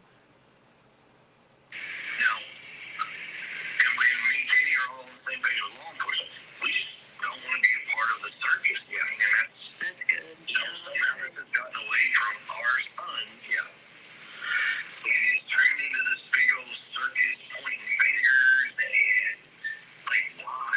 Yeah, so that was Mr. Steve Fisher. He's a private investigator. And he's licensed in 9 states. His credentials are probably some of the best out there. I mean, he has worked with PBI in East Tennessee, worked in drug cases. He's worked all over the country, sure. I mean, so why, he said, well, I might be able to add something I don't know. And I've talked to him. We've had conversations offline, just like how we're doing now. And our conversations eventually will lead up to, I wind up meeting with him. And I said, look, I think you got some questions. And he gave me his questions. I said, well, instead of me explaining, can I show you? He said, sure. Yeah. So me and him got in his car. We drove around and I showed him. I said, look, from this angle here, standing here, looking at this, looking at this is where you see this is where I can explain this. And keep in mind that as I explain this to you, that the foliage is out here. Back in February, everything, the trees were naked. There's no leaves or nuts. So everything that I'm telling you, you're not going to understand and see exactly because there's no leaves, or there's leaves on the trees, so you can't see directly where I'm pointing, or, we went to the reverse position of where I was saying, and looked down, and I said, see the foliage? You can't see where we were standing, but once this is naked, you can see all the way across the street onto the other side of the long plane. Sure. And he was like, I didn't think about that. I said, yeah, I mean, and it's this. We drove around, we saw the retention pond, showed him where the dog went, Ready to be inspired? Let's get started. Okay, so there's an ad right there, guys. And again, Chris is always acting like he's the smartest one in the room, oh, I didn't think about that. Okay, well, that's fantastic, but, what were you exactly showing SF? Because Sebastian was not caught on any cameras. So how, if you were not in the vicinity and you're in Memphis, how are you showing him anything from what happened that night? Riddle me that. What were you showing him? The naked trees? Chris, the dog itself, and my brother, he used to be the canine officer for our department. And, you know, a dog is only as good as it's been trained, and a dog is only as good as the handler that knows the indicators. And sometimes dog handlers, like everybody else, wants their 15 minutes of fame. And, you know, I've heard so many stories about the dogs hitting or didn't hit. And that was one of the questions we had was about the dog. And what the dog hit or did he hit and so forth like that. But again, you know, when you got a bunch of police officers, go ahead. Well, I'll tell you, like, that first week, they had ran 13 to 18 different dogs. I mean, our house, around the house, everything. And all of these dogs were from one group. We had dogs from Sumner County. We had highway patrol dogs. We had professional dog trackers, ones that trained with the FBI, sent out their two best canines that they always use. Yeah. One of those dogs has, I think it's got like 15 bodies. Okay. Wow. Ready to their search. Oh, that's great. Okay. Well, you know, and I thought that there were no cadaver dogs, but 13 bodies, right? What's that about? And him saying it was like 13 to 18 dogs or whatever. He was telling, I thought he said to Nancy Grace there was only like 5 or something like that. He's always changing that, and really good on Mr. McCoy for bringing that up and saying, you know, I've heard so many different things about the dogs. You know, we all have. We've all listened to his bull crap about the dogs. Yeah, so I mean, so they brought out all these dogs and from all over the country. They came in. I mean, whatever they wanted, like I said, we didn't care. Like, yeah, David didn't care. And they got the stands. He said they could bring in any dogs that they wanted, cadavers, that he didn't care. I hate to break it to you, Chris Proudfoot, but if they were bringing in cadaver dogs, then you were under a criminal investigation. And I know that was a big, you know, to do back and forth, criminal, not criminal, criminal, not criminal. Tina Girl, they're the ones that made the circus. Absolutely. Absolutely. They are the ones that turned it into the circus. They are the ones that sought out trauma. They are the ones that were saying outlandish, you know, crap about Sebastian every single chance they got. Absolutely. Yes. Now, out of those number of dogs, at least three of the separate dogs went on the same path. And that path was out of our house. You go out the front door and went to the left, went down the side of that fence, and then comes back up to the front yard. Then the dog jolts diagonally back left between our neighbor's house to their backyard. It was down to the street, down to the main road killing, and he came in on. Sure. It was all the way to the top of the hill, turns right, goes into the next subdivision over, and it is tracking, and this dog is just running, and gets to the retention pond and jumps in the retention pond. That was Max. Yeah. Now, three of these dogs go in that exact same route. I only know one that jumped in the pond, but three dogs went the same route. Wow. Did me and Sheila on our way down there that day? You need to go? No. I've got. Just something he's coming back around. Okay. Sheila on our way down there, she got her phone and looked up sex offenders in the area. You know, you got a sex offender, registered sex offender within 8 minutes of your address. There's 5. Are they 5? It only showed us 1, but as 1 is enough to at least let a person know that, you know, anything's possible. And again, everybody law enforcement, which you qualify, registered sex offender. Great. Okay. Their records know exactly where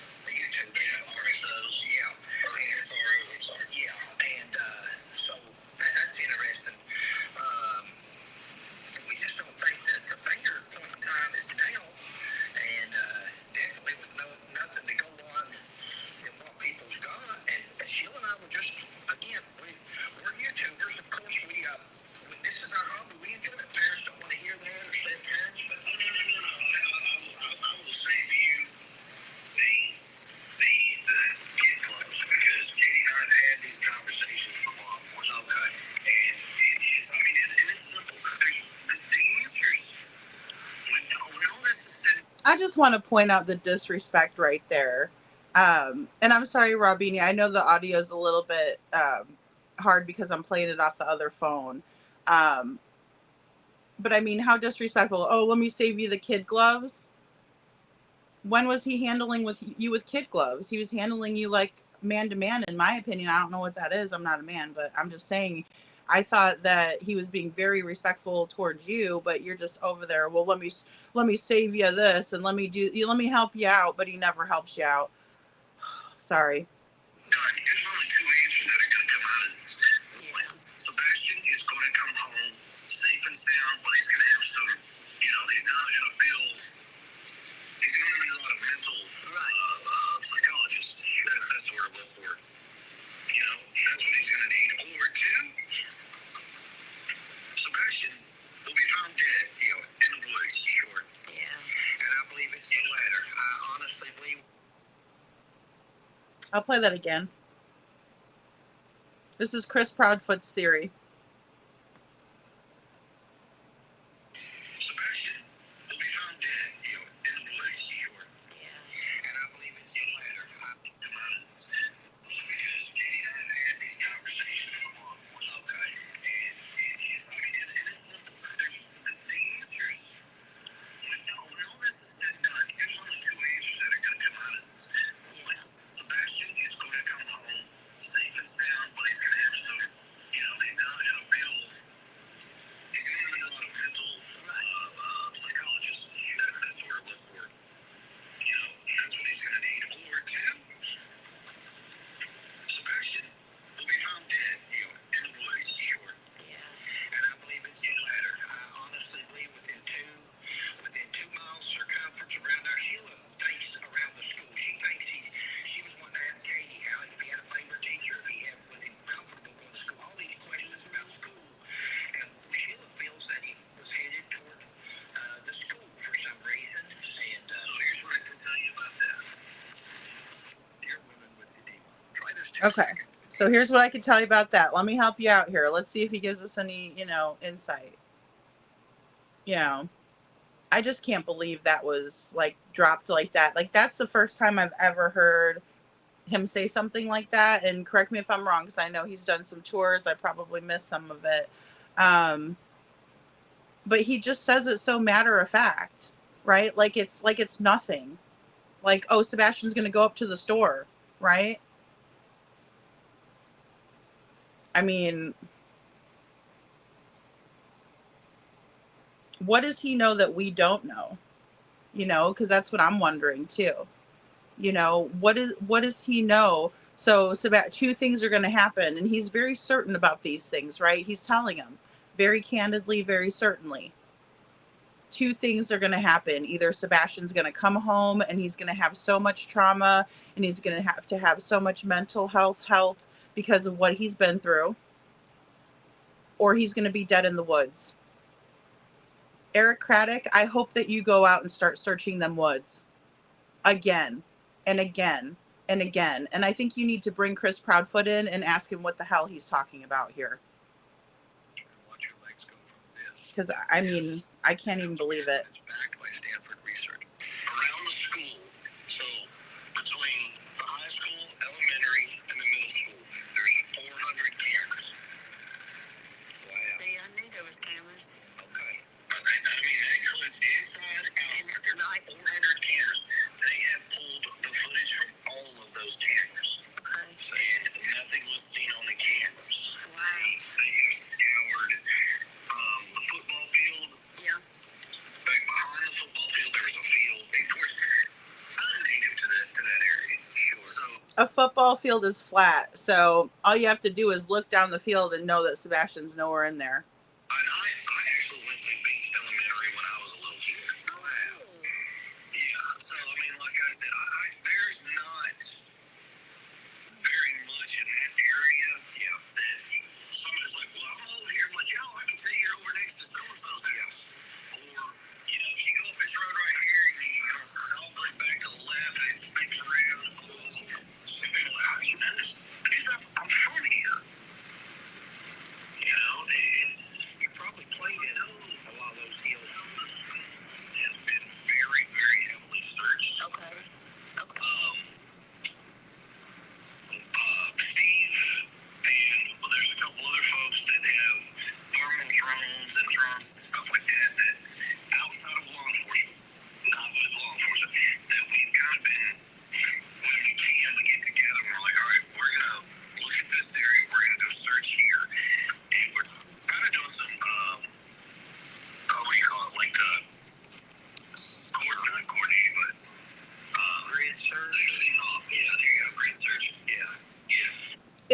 fact did a grid search of any type, and this person is calling him and saying that he would like to come out, talk with him, and search areas, why wouldn't he discuss areas that he actually searched instead of saying we've searched areas? Why wouldn't you say we actually searched over here, we searched around the school, we searched east of wherever, west, north, whatever? Why wouldn't he start naming off specific places? Because in my opinion, he's a liar. And that's what we was wondering if a person, see, that's what they didn't do over there. And if you're just getting a line, and that way when you go through an area, you know for a fact that without a doubt there's nothing there, and then you can mark that off. If a person knew for a fact for those 2 miles around your all's place, I would feel so much more comfortable and say, okay, it's something else. He's in a vehicle, there's somebody, you know, something's more to it. But for him just to be gone and no vehicle going down the road, nothing like that, it's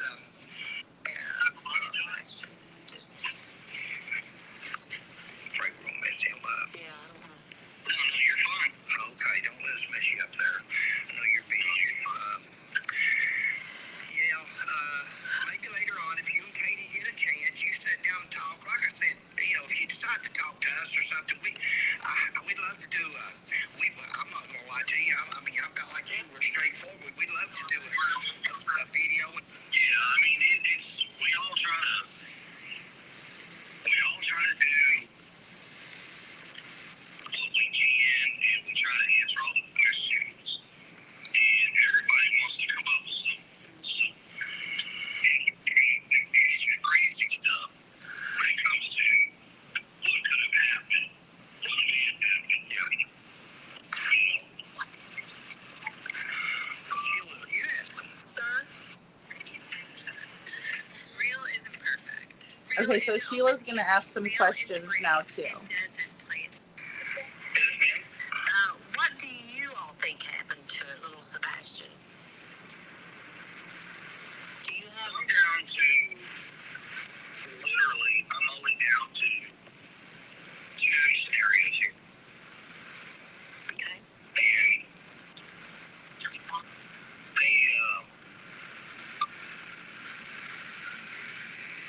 what I feel very, probably the most reasonable in my head that makes sense. So the first one is very simple. Okay. Sebastian got up, walked out of the house, walked out in the woods, he's out there somewhere, and we can't find him. Okay. That's the simple one. That's Right. sometimes simple is the way it is, but go ahead. I agree with Mr. McCoy here. Sometimes simple is the way it is. And again, it's also corroborating what he said again about Sebastian being out in the woods, not with us anymore. But he was not so kind when he said it. But that's his first theory, guys. That's his first scenario. Now the second one, Sebastian walked out of the house. Either it was planned or he was lured out of the house or something triggered him to leave out of the house. And walked out of the house. I personally feel he got to the long haul pipe. And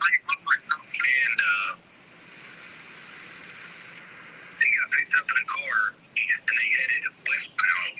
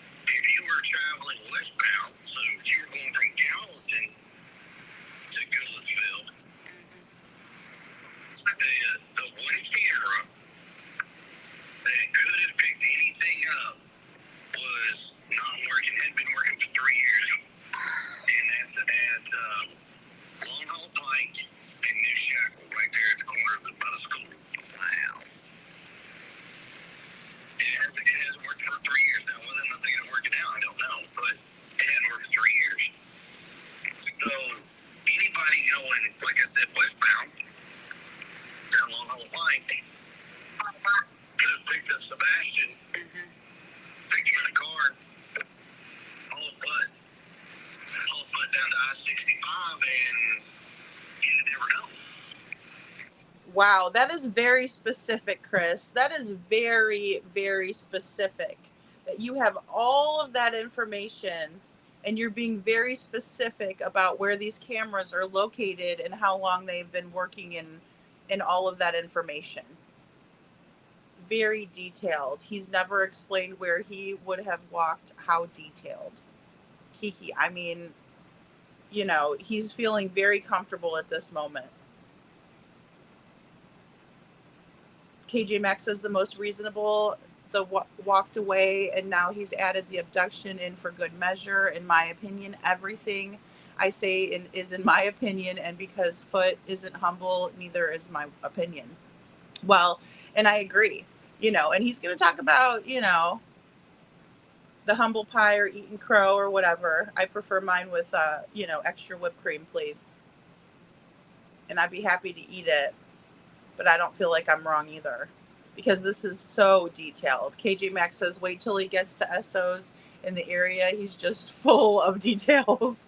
You know, I mean, it's just like he's covering all his bases, you know, and it's very apparent that he's thought very well into a lot of this, right? But he's always, in the beginning of the conversation, even, he tells him, you know, there's certain things that I just can't divulge because law enforcement told me not to.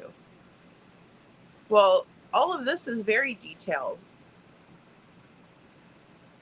He knows where the license plate readers are, and he knows which ones are working and which ones aren't. And he's even saying if you wanted to evade said detection, this is how you would do it. And I'm sorry, but these criminals, in my opinion, they are so bold and brazen just like this. Couponing says he even knows that there's a license plate reader and where it's at, and he knows it hasn't worked in 3 years. How would he know that information? Right? Because I don't believe that LE is sitting here giving him a play-by-play of everything like that. I don't believe that. I want to know how he knows all of this. Lots of digital details, huh? Yes, exactly. I mean, you know, we can't hardly go anywhere without being caught on camera. You know, it has to be really rural, out in the middle of nowhere, you know, like in Jaden's situation, right? Just straight out in the middle of nowhere, down in the bottom of a holler. I mean, doesn't get more private than that, right? There's a reason why people like to live out there, you know, away from the hustle and bustle and that sort of thing. Yeah, Brenda, exactly. With no shoes and not on any cameras. Nope, not buying it. No. And he thinks Sebastian was put into a car. And he even thinks that Sebastian went a certain route to evade, you know, whoever has Sebastian went a certain route, right? Whoever has Sebastian.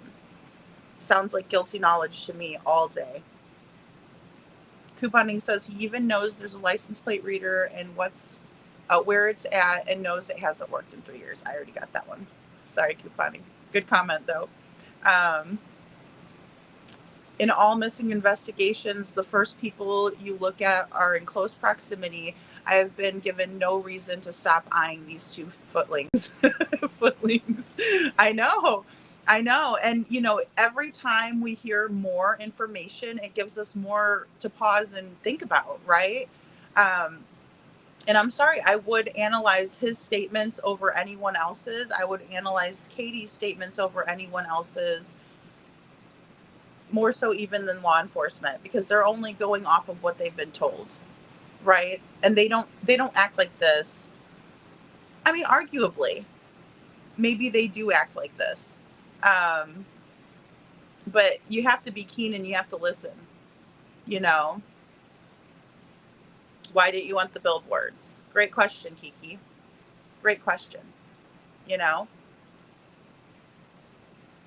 Does anyone here know where there is a license plate reader near them? I mean, he just described that there was one going eastbound on I-65. He said that the one going westbound on I-65 would have, that one is broken for 3 years, to my understanding. So I'm guessing that's the closest one, because he's describing Sebastian coming out on Kellen, right? And then that main intersecting road, is Long Hollow Pike, right? It's the same road that the school is on, same road that the Sheckle Island Fire Department, where they had the command center was, that whole, 9 yards, right? But he thinks that they traveled that route to get to I-65 and then, could have evaded detection that way. He's telling on himself, Tina. He's telling on himself. He feels very comfortable at this time. He really does. He feels absolutely comfortable. I know, Ann Brock, it's heartbreaking. It is heartbreaking, because we just want to protect people, especially kids, but you have to think about protecting people who are on the spectrum, you just do. It's a concern, right? But I think anybody wants to protect their kids at any age. Even when Kiki and I were talking about the college kids, and I know a lot of people have college age kids, it's like you still want to protect them no matter what, make sure they do have stuff to eat, make sure their laundry's clean, and that's why they come home. So the truth is between the lines, and we just need to figure out what lines to look between, in my opinion. I agree. Perfectly imperfect boy, Mom. Well said. Well said. And he's going to divulge some more information here. He is a talker. Big boy's a talker.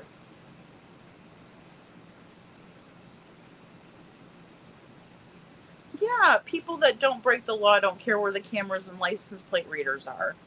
I mean, I couldn't tell you where any of them are. I don't even know if we have them here. We might. I mean, but yeah. I mean, it's all bad. Not to mention, has anyone ever seen any receipts that he is actually working with when Sebastian went missing? I've yet to see receipts from Chris Proudfoot. We've even really yet to see hard evidence that he took an actual hard polygraph test, right? We have Seth over here that took the polygraph and it was 3 hours long, right? And then we have 13 questions according to Chris and 5 questions for Katie. Way too friendly in my opinion, and that's me being kind and respectful.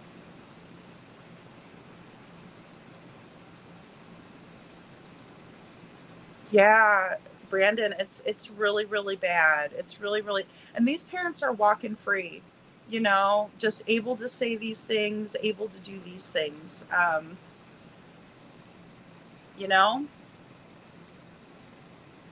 Yeah, Brandon says what I'm getting from this man is he's a liar and a killer in his opinion and did something to this poor kid.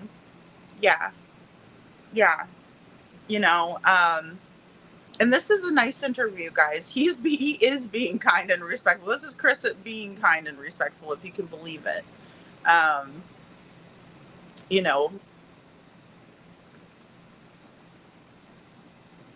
Kiki says if you Google Project for St. Jude in February 2024, it actually says St. Jude was to begin the project in the summer of 2024. That's interesting. I don't know if maybe they were, because I know it's been alleged that he was there and he was let go early because of his foul mood that day, right? Not in those exact words, but that's kind of the way I'm going to put it. But it wasn't because he was like, hey, I gotta get out of here. My son's missing, my stepson's missing, Katie's son is missing, whatever. He doesn't even tell anybody that, to my knowledge. But that's interesting, Kiki. I'm going to have to look at that because, I do think that I do think he was working there. Now, do I think his start time was what he said it was? No, I think that he lied about that because that was kind of debunked. But let's go ahead and listen. This morning we were talking. We've been on it all day again, but and we talked. Our first one, of course, he wanted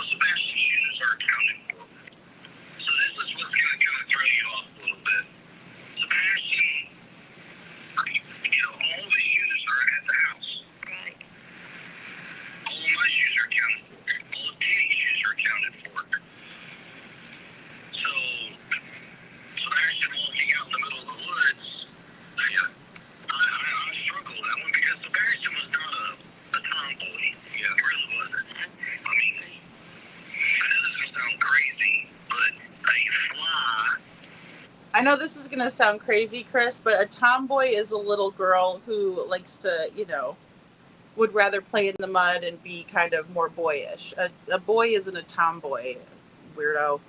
Spiders. Even like a Charlotte spider. Sebastian freaks out. He's not. That's not. Granted, we used to have snakes, and he was all about the ball pythons. He was all about that. Yeah. Wow. Yeah. But insects. Spider is an arachnid, and a snake is a reptile.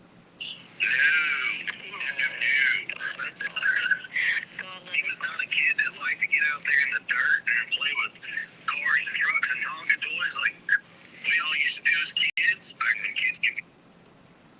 KJ Max says when he first mentions the shoes, did he say both? I'll go back to it because he said, this is going to throw everybody off too. He did say that. No, it doesn't throw everybody off, Chris. It shows that you made a mistake, in my opinion.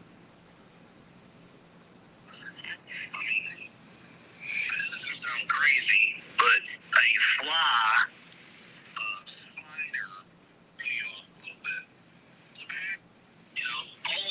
All of Sebastian's shoes are accounted for. So this is what's going to kind of throw you off a little bit. Sebastian, all of his shoes. All of his shoes are at the house. Right. All of my shoes are accounted for. All of Penny's shoes are accounted for. So Sebastian walking out in the middle of the woods, I struggle with that one because Sebastian was not a tomboy. Yeah, he really wasn't. I mean, I know this is going to sound crazy, but a fly, spiders, even like a Charlotte spider,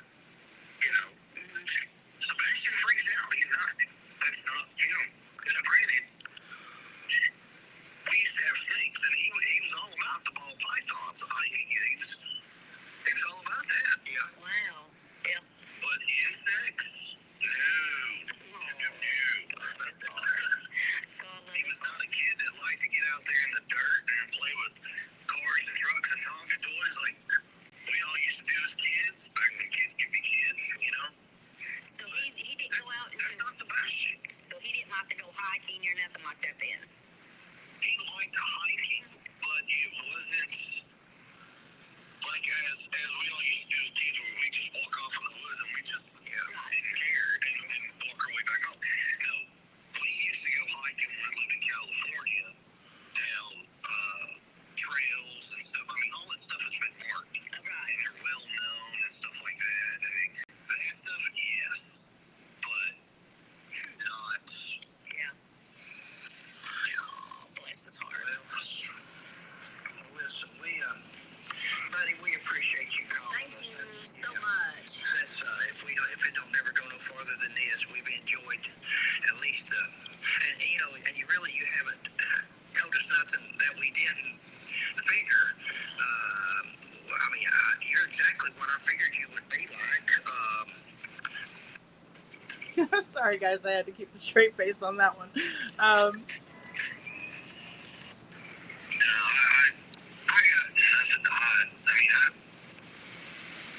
and Katie, and this is going to sound very off, but me and Katie are kidless. Yeah. My daughter lives in New Mexico, my ex-wife. This is going to sound off, but me and Katie are kidless. Kidless.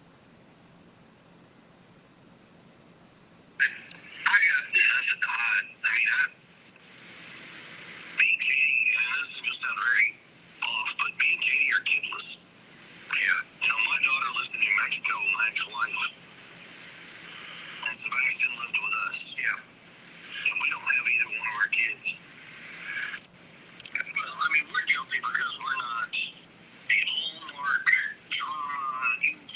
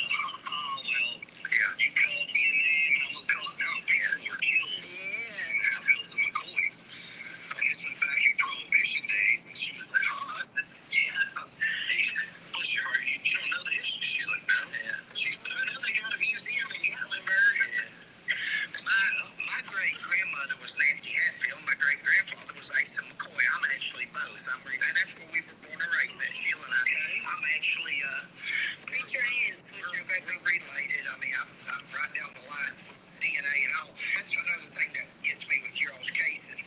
Over the years, Sheila and I we have these Hatfields come out and McCoys, and they say, I'm related here, I'm related. And first thing I done was take a DNA years ago to show people. But these people to this day have never taken a DNA, but they claim to be, well, if you are who you say you are, there's easy things out there to do.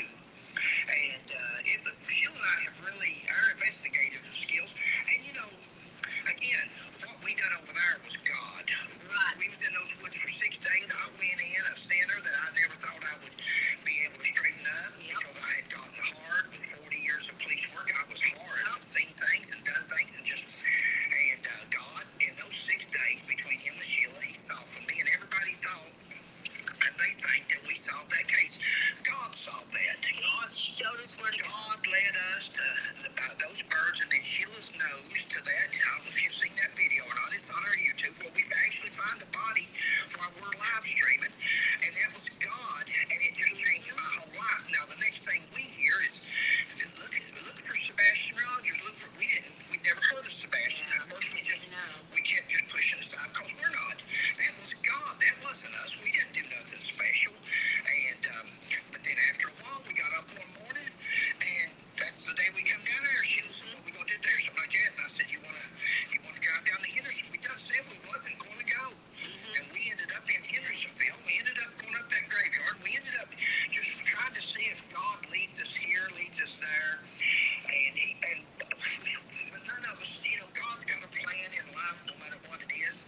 We're not going to change what his plan is, but at least we can go where we think we need to be and do what we can. Maybe the cops know something that they're not telling everybody. I don't know, but it certainly isn't in nothing that Sheila and I have seen. And we got on there the other night, and we put it out there and said, hey, we'd like to talk to the parents. There's 2 sides to every story. There's 3 sides. This, you got Seth, you got you and Katie, and then you've got what really happened to Sebastian. So, see, the problem with a lot of people out there doing this is they let that alligator mouth overload their little tadpole behind.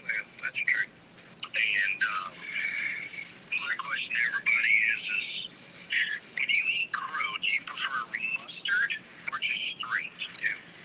Because when the truth comes out, when that's what it's gone, I can't wait. I can't wait to hear the apologies. Now, will we ever get them? Probably. If you ever, I just want to stop right there, guys. He has said this several times, right? Talking about how when the truth comes out, why don't you just tell us the truth? Because you're incapable, in my opinion. So stop that. Talk, and if you ever want, we're here. We would do anything we can for you. We've got some questions. I don't care to let Sheila take a snapshot of them and send them to you. You can see our questions, and you know what? We can't even go to church without being photographed. Yeah. That's sad. That was one of our questions. Do you all go to church? Yeah. Yes, sir. We try to go when we can. It's free.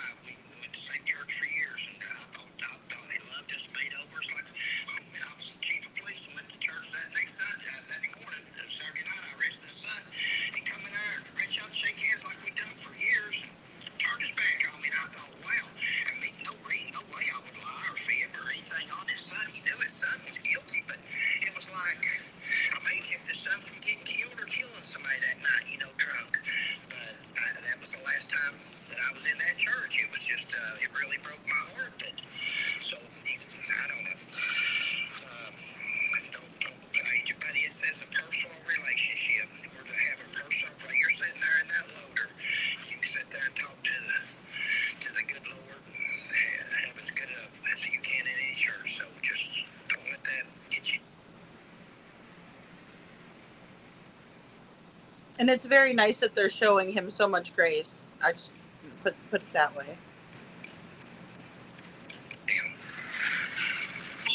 We started doing this. Actually, so a gentleman from I think it was North or South Carolina. He reached out to me, and he's a pastor. And we talked via through messages, messenger. He's got us doing this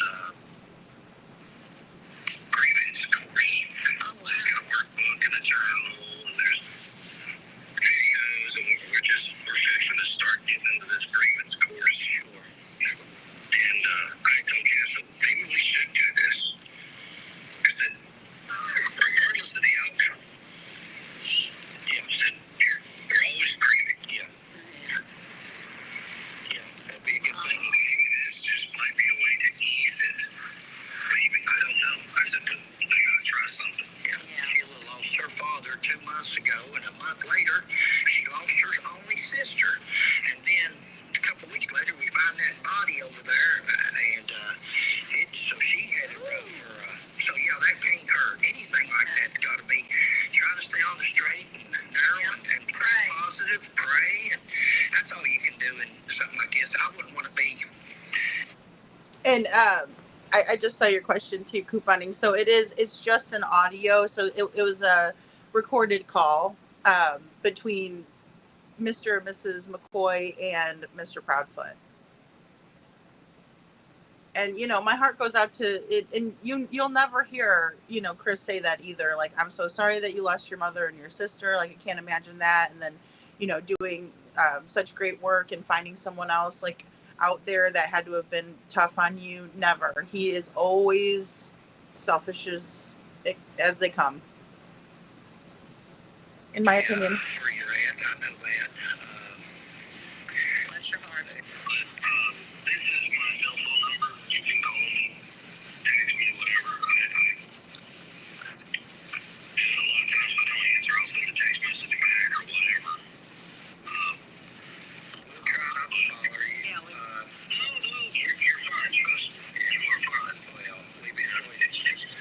We definitely enjoy our conversation. We were coming back this yesterday, and we got to, we went over and covered, I don't know if you've seen that lady that killed her mother and then cut her arms and legs off and her head and put her in the oven and all that.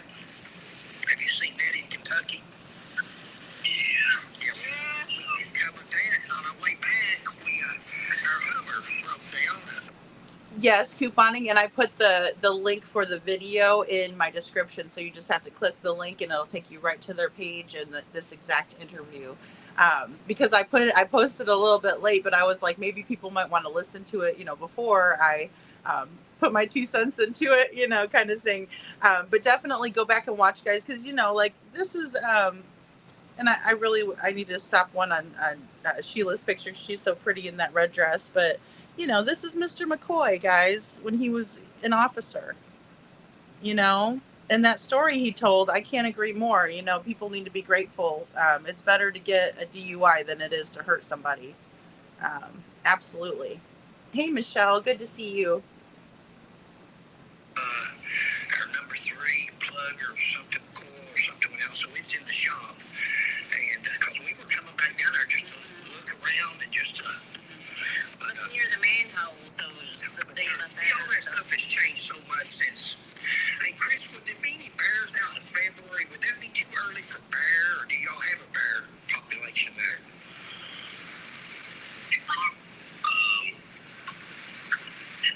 So there's been one sighting of a bear. One bear. And we don't have bears normally in our area. If we do, it's very, very well. Okay. More coyotes, deer, foxes. I mean, small stuff. I mean, most of the bears are going to be out east. Okay. That's a hard question. Yeah. I mean, no, don't take this wrong way, but if I'm walking through the woods, I'm not going without having a gun. Sure. One, if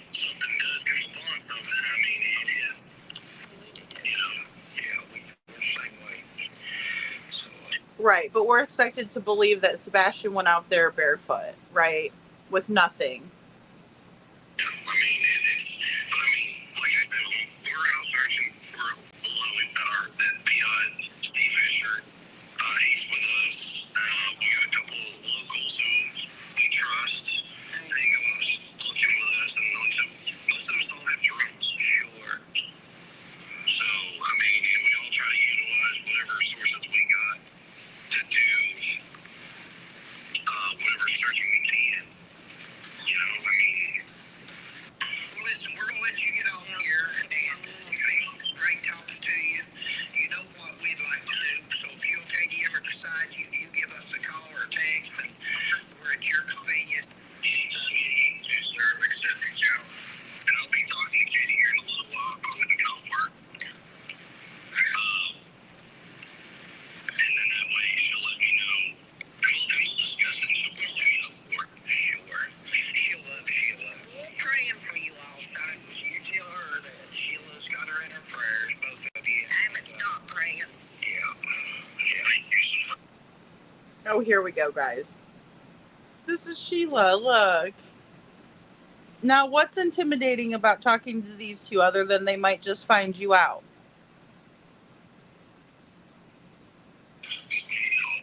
All the ones you can get. That's right. That's right. Well, Chris, you be safe out there on that equipment, buddy, and good talking to you. Hey, Carla. Sir, thank you so much. Hey, listen, call me Fred, Chris. Ain't no sir. It's Fred. I can call you sir. Take it easy, buddy. You too, sir. Bye-bye. What'd you think, guys?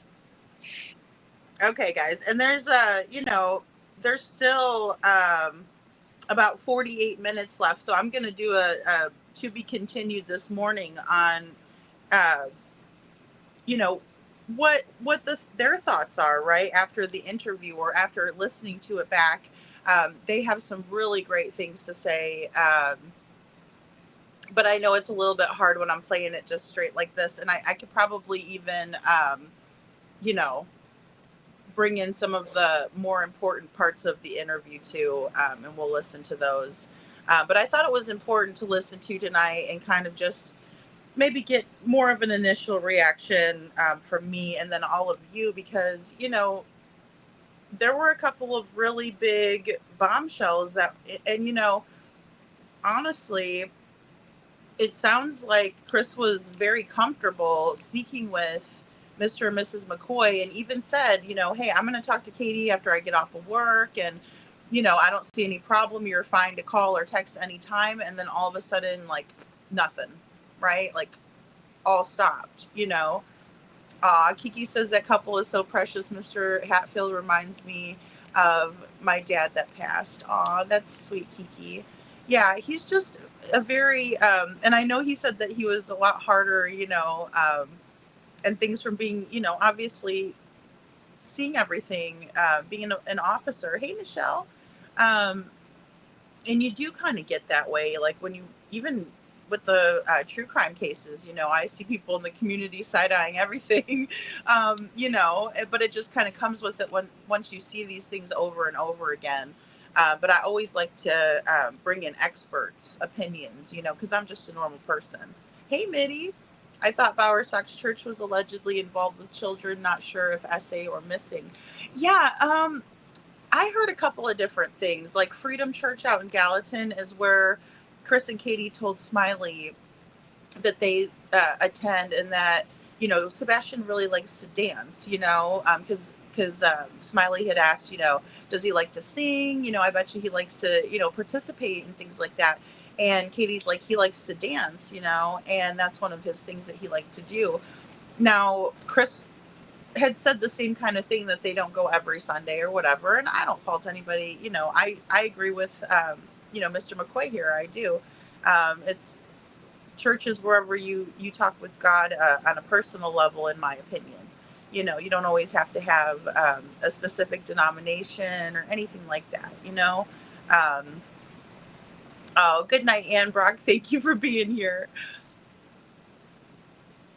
They are such a cute couple, Michelle. They are. They really are. I enjoy commentary, and I'm so glad because I really wanted to hear what they had to say. Yes, they were. These two were more than gentle and unassuming with the footling. And I think that's the best way to approach someone like Chris. I really do. Like in a more agreeable type of an interview, right? Especially if you're trying to kind of, pull out some information. You want someone to feel comfortable. Chris reminds me of like a sleazy car salesman in certain aspects of this interview. And then in other, and just the convincing, trying to convince, oh, I have nothing to hide, and it's like, okay, well, you kind of do, because you're, just the fact that you're over explaining everything is a big red flag for me. First time I've ever heard him call anyone sir. Yeah, he's completely different. This interview was Chris kind of on his best behavior, right? Because he understands and knows who he's talking to. And he also tells on himself in that aspect too. Like, somebody told me to look out for you. And so I went and watched your videos, and I saw your video, and, that sort of thing. I mean, he says, I looked into you guys, I've watched your videos. And again,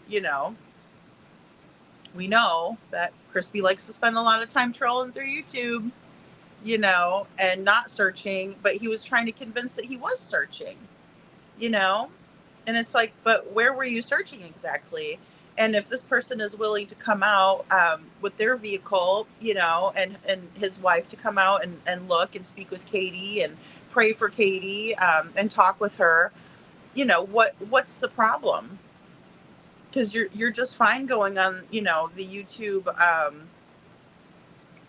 the Chroma channels and going from channel to channel, being rude and, nothing like what we're seeing in this interview, right? Because if I would have heard this interview first, yeah, there would be a lot of red flags to me. Don't get me wrong, but it wouldn't be like, the hatred that's been spewed by Chris all over the internet.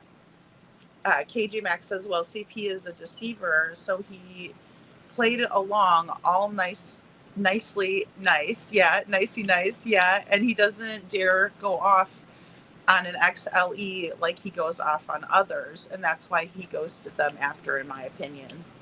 Yeah, I can see that too, and I could see Katie not wanting to, again, look Sheila in the eye. I could definitely see Katie doing what she did to all the other interviewers, which is look down, or look up, right? But never looking them in the eyes. And especially when there's questions that someone who has law enforcement history is going to ask, right? And those are going to be very uncomfortable for someone who has guilty knowledge, in my opinion. For somebody who didn't, they would jump at the opportunity, right? Like, I'd be calling Sheila right away, and saying, thank you so much. I heard that you spoke with my husband. We are looking for Sebastian. Can you please help us? What can you do to help us? Like, what can you bring to the table?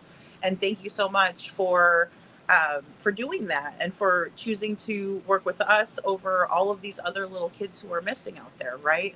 Like, that's what you would expect. Holly S says, in my opinion, they were jealous of Sebastian. I think so too. I do. I think, especially in my opinion, with the narcissist, like, triangulating, I agree that, any time that was spent with Sebastian that wasn't spent with Chris was looked at, as a direct competition, right? It's him or me. And we heard about that ultimatum. Brandon says, my thoughts on this, he did something to this boy and no one is going to leave their home without shoes. Yeah. Only way that happens is if someone carries them to a car, and this man is a monster, in my opinion. Yeah, Brandon, I agree. I do agree. And there's so much to be said about not shedding like one tear or your voice not quivering at all or anything when you're talking about your missing stepson, right? And that the reality is that he may not still be with us, right? Like that would, I mean, it pained me to hear it. Like, so I don't know how he's so nonchalant, you know, in my opinion. And I think it does show that he's, you know, not a normal person, right? Hey, Lori, good to see you. You know, and it's sad because, again, we see these children who, you know, who's caring for them, right? At least, thank God Sebastian has Seth, you know?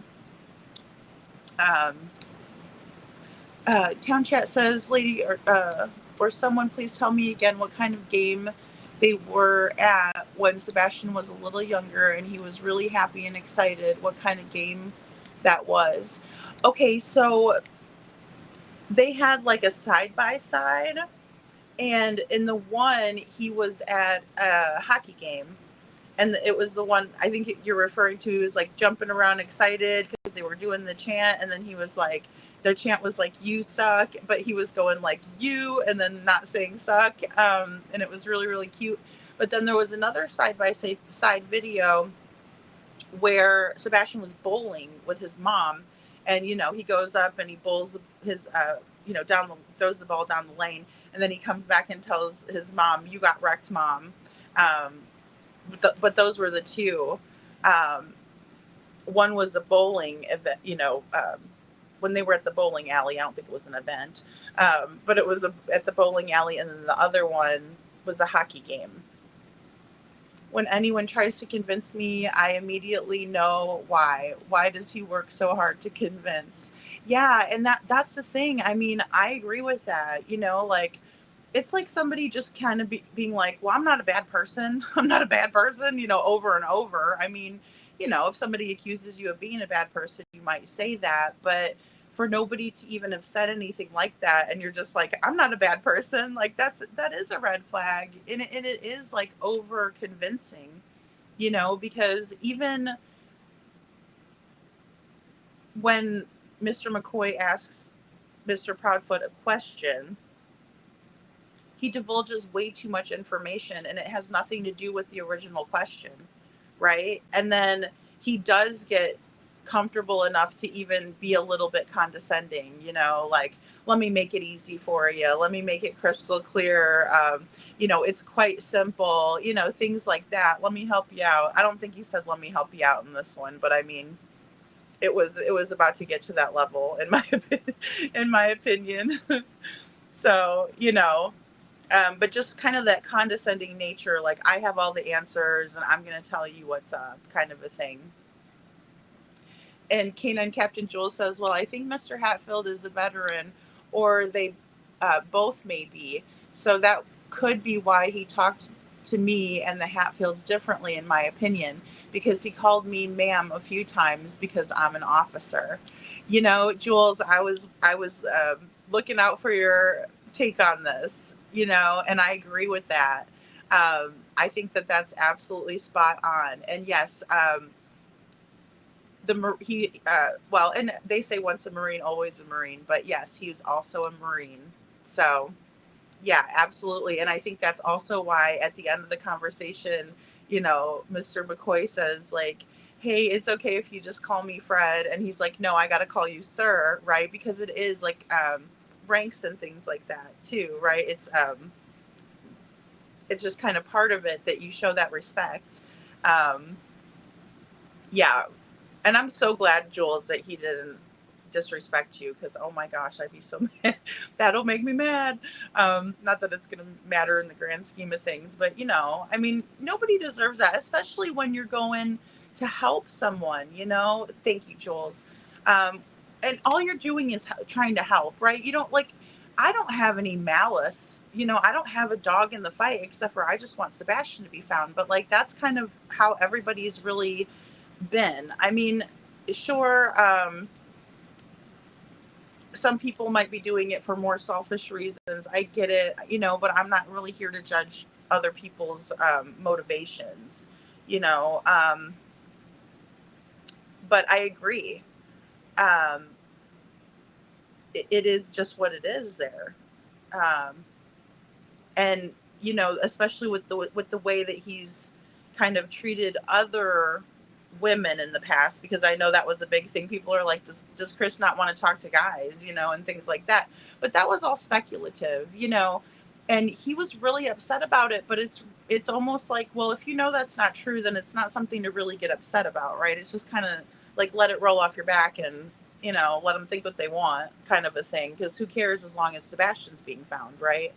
And again, like, same thing, like, so what? People are, saying, side-eyeing you at church and things like that. Well, everybody's going to have an opinion. But if you know that you have nothing to do with it, right? It's like, let them think what they're going to think. You can't control everything, right? You can't control other people's thoughts. You can't control other people's actions. You can only control your own. So I do find that interesting. And Kiki, I was wondering what you thought about the grieve, because he was talking about, like, the grievance. He was calling it grievances. Well, grievances is like when you have a complaint.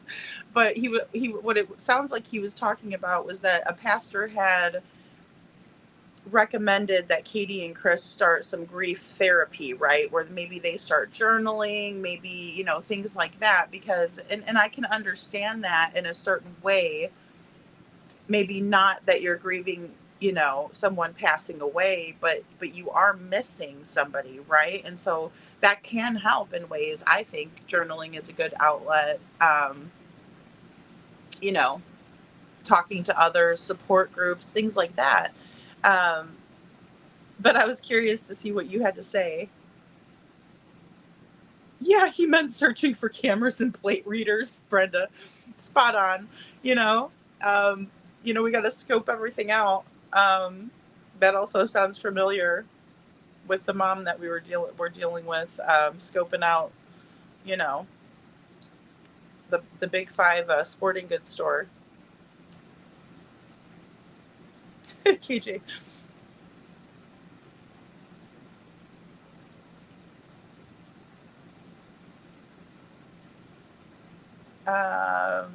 K9 Captain Jules says couponing, it will always exist, sadly, and I can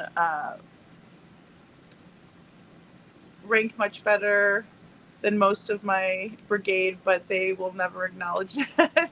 Aw, Jules, you know what? It's like,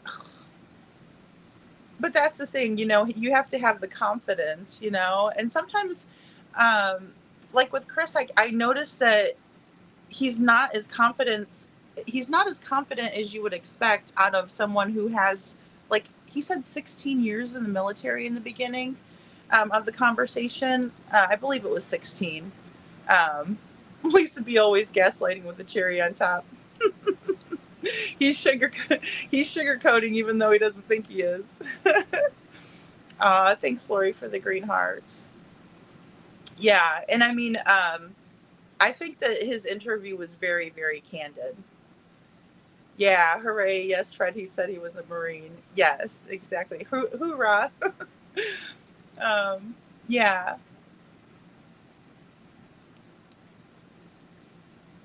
Yeah, exactly. Joel says, thank you, Kiki. I don't think I'm awesome. I just try and fight for it all. Yeah, and that's it too. I mean, that's the thing that heroes say, Jules. So I'll just put it out there like that. That's the mentality, and people that just want to help, flat out. That's just the goal. See what we can do, and finding solutions. I'm way more about that than complaining. Like, you'll hear me complain, but then I'll try to figure out something. Even when I was complaining about the flyers, I'm like, none of them say the right information, and then I thought, well, why don't I make one and that I think is right, and quit complaining. So. Yeah, Mr. Hatfield was an officer also, I believe. I think so too, Jules. Jules, I have much respect. I need to exercise after watching your videos. Well, I'll tell you, running those dogs, man, Jules, you stay in great shape. It makes me feel lazy. Kiki, stop. You're not lazy, girl.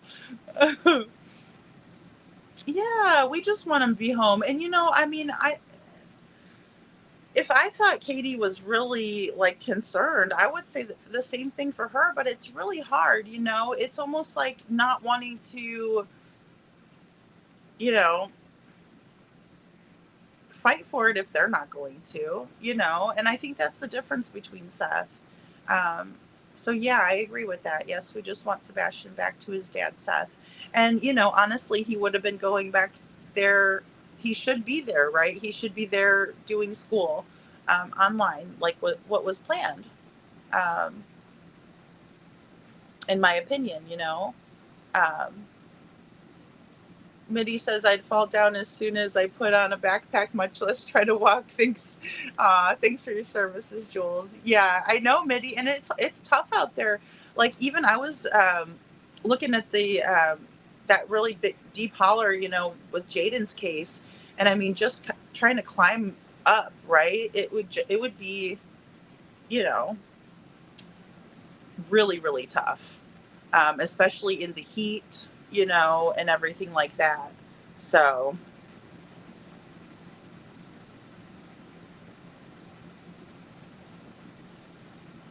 oh gosh, yeah. Oh, well, look at Bruce Lee though. Like, look at like Jules. Look at Bruce Lee. Like, I mean, everybody's like he's so tiny, but like he's pure muscle. Shredded Jules. Oh my goodness. They're just not they're mad they're not in shape like you. Um the the attorney for the couple for baby Emmanuel keeps saying grieving. Yes, good point, Kiki. I noticed that too. Like they're grieving.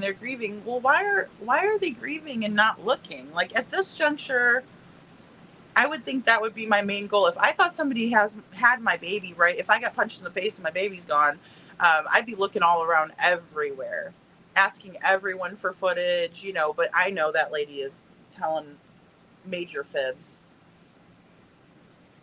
and I think she's covering the husband's behind because I think that he's absolutely abusive. Like it breaks my heart what has happened to every time I look at baby Emmanuel now, um, after we did the morning show yesterday morning, absolutely sickens me. I mean, not baby Emmanuel. It's the way that I believe, Mr. Haro treated him, based on what we saw with little Carlos, what we saw with Promise, and thank God they're in good hands. Jewel says CP, yeah, he was in 16 or 17 years. Wow, I think he was able to get an early retirement because of his active duty service and deployments. Yeah, and I saw something where he was like working a special mission, like in mechanics. I'd have to pull it up. I had it in my phone, and but it was on Wikipedia, I believe. It was something very like well known. I'm pretty sure it was Wikipedia. I agree, Kiki. Oh, gotcha. Okay, that makes sense, Jules. So sometimes if you have enough deployments, you can retire before your 20 years, depending on how many points they acquire. Okay, that's interesting. I didn't know that. Yeah, so um, thank you. I was wondering because I heard something that he might have got out like on a medical, like his knee or so.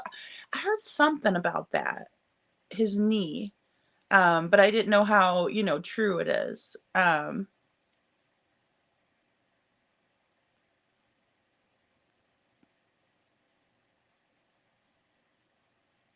Oh, okay. K9 Ara was running circles around all of us in the woods on Sunday, if she could talk, she would be yelling at us like Gordon Ramsay. She'd be like, hurry up, you donkeys. She's so beautiful. And I mean, talented too. That's funny. Well, I discovered B. Tim and I do not have something in common after all. We both are black belts in Taekwondo. Oh my gosh, our only thing in common. I didn't know that about B. Tim. That's interesting. Oh my goodness.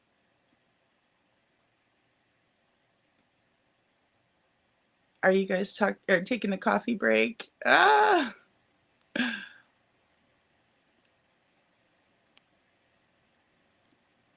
Oh, that's a good question, Kiki. Kiki says, Jules, if you're not on the job, do you allow people to touch the dogs or no touch service dogs? That's a great question, Kiki.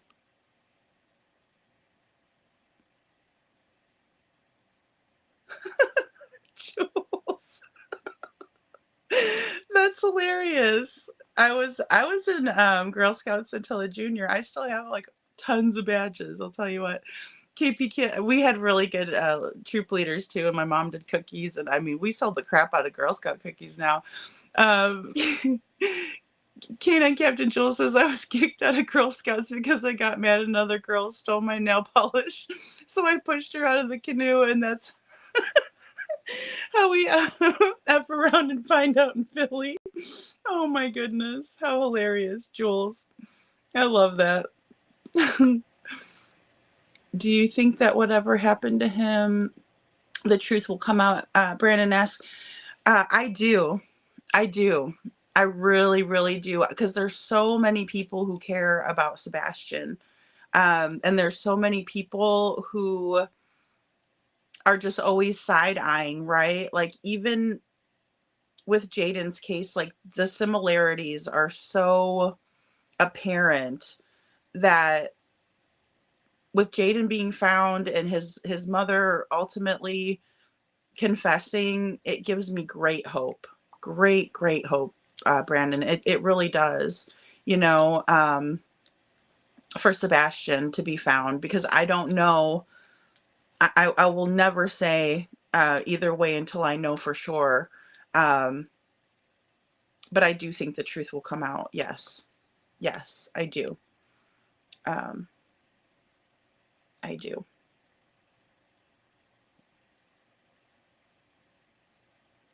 The hockey team. The hockey team was, I think it was an amateur hockey game, if I'm not mistaken. I don't think it was a pro hockey. Like Chicago, we have the Wolves, and then we have the Blackhawks, which the Blackhawks are obviously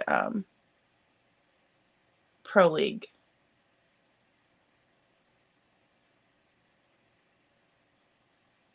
I'll have to look. Let me look for you, Town Chat, and I'll send you the link because I have the video where Chris talks about it, because it was, Chris didn't attend, but it was like his stepdad took Sebastian, or a big group of them went to the hockey game, and they showed it. Katie had it on her phone or whatnot, and that was on Cluminati. I know that back in May, but I don't remember what the name of the, because like I said, I don't remember what the name is. I'm trying to think of what their logo even looked like, and I can't recall.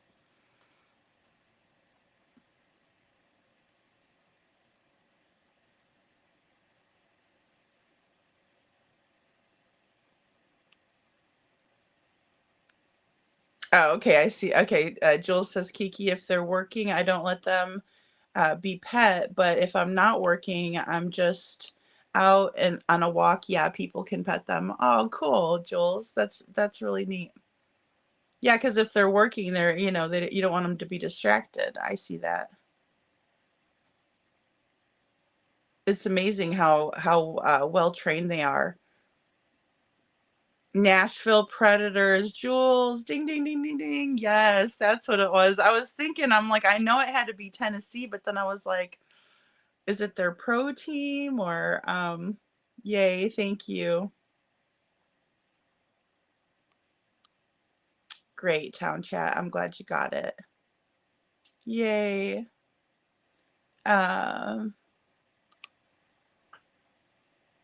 Yeah, I mean, I can still send you the link because I got it. I got it in one of the videos. I just have to go back and look. It was a saber-tooth logo. I don't know why I was picturing like some kind of cat, but I couldn't. Yeah, thank you. Saber-tooth logo. Awesome. Yeah, and he was going, you, like the chant was like, you suck. And he was going, you. And then he wouldn't say suck. And I was like, what a good kid, you know?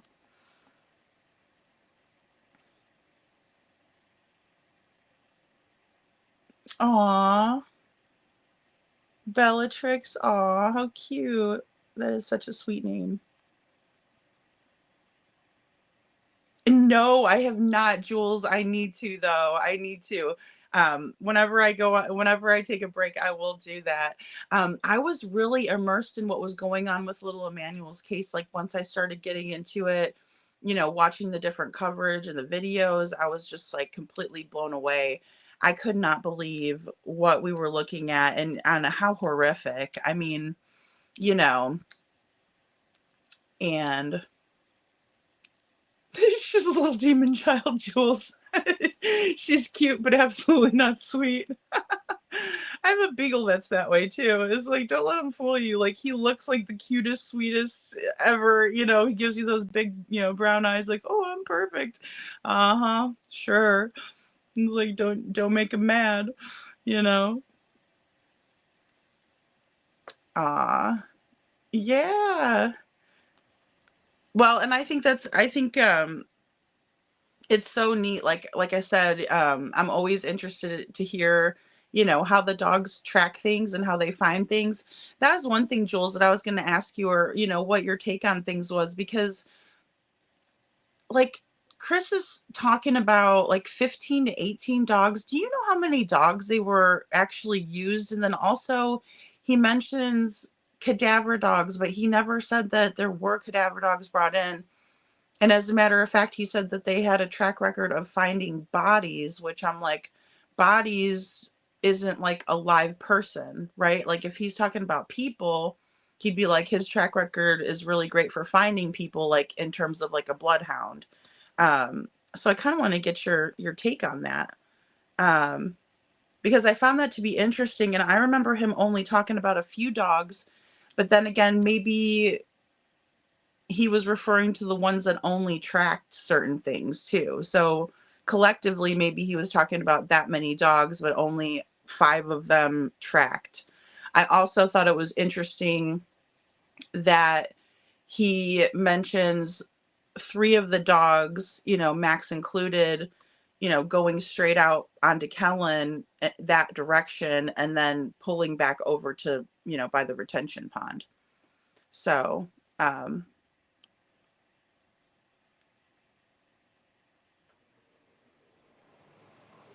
Tasmanian devil. You should have called her Taz. That is the cutest name, though. Mitty said they should be thanking people still searching, or YouTubers still keeping this alive. Yeah, they just want it all swept under the rug. So sad. Or excuse me, so odd. If they showed concern, people would leave them alone. I agree. Or if they told like a story that we could believe, right? Because all of it's so unbelievable. That's what's so frustrating, in my opinion, right? It's just like, what are we to believe here? And I agree. And, you know, Seth does do that. He comes in and says, thank you for talking about Sebastian, you know? I would never let anybody disrespect Chris or Katie if they did that. Never, ever. And I don't think you guys would do that. You know, I mean, I could be wrong, but I'm sure people would say you're welcome. You know, I mean, it's just about being cordial and human beings to each other. Look, like I said, I have no malice. You know, until I find out that they did in fact do something bad to Sebastian, then I'm going to be pissed. But, again, what am I going to do? Spontaneously combust? I mean, what's the worst that's going to happen? I'm going to be mad. I'm going to be mad. But, it's no, but still, I just want him to be found. That's it.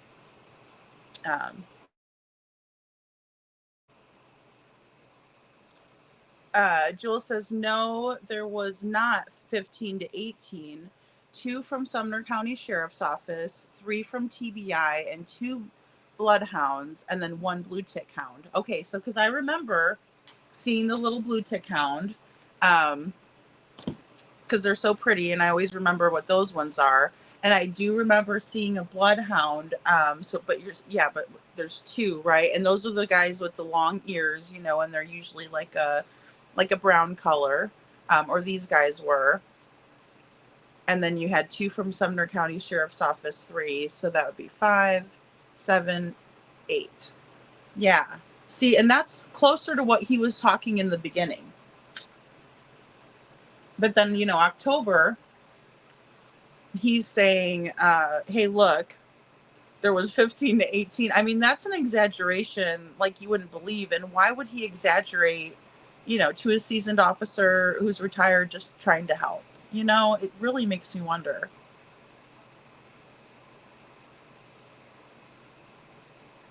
Okay, Jules says that came straight from TBI agent I spoke to. Thank you, Jules. Yeah.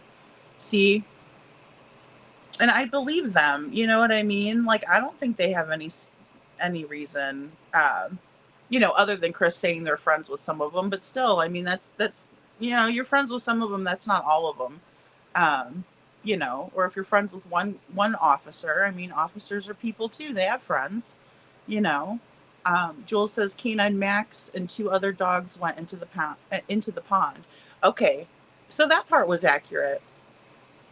Yeah. And did they go the same pathway too? Like he was saying, like, did they both go from, like the front door around the house and then up Kellen?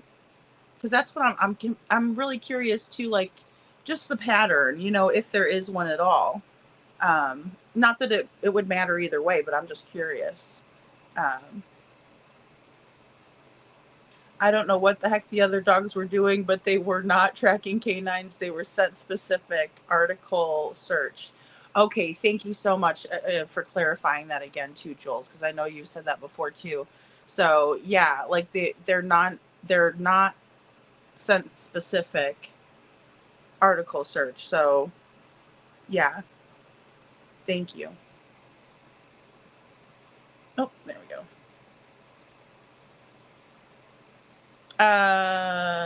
Kiki says, lady, after being so happy after the newspaper saying good about my son, there was an article on the computer not mentioning his name, but like putting him down for transferring.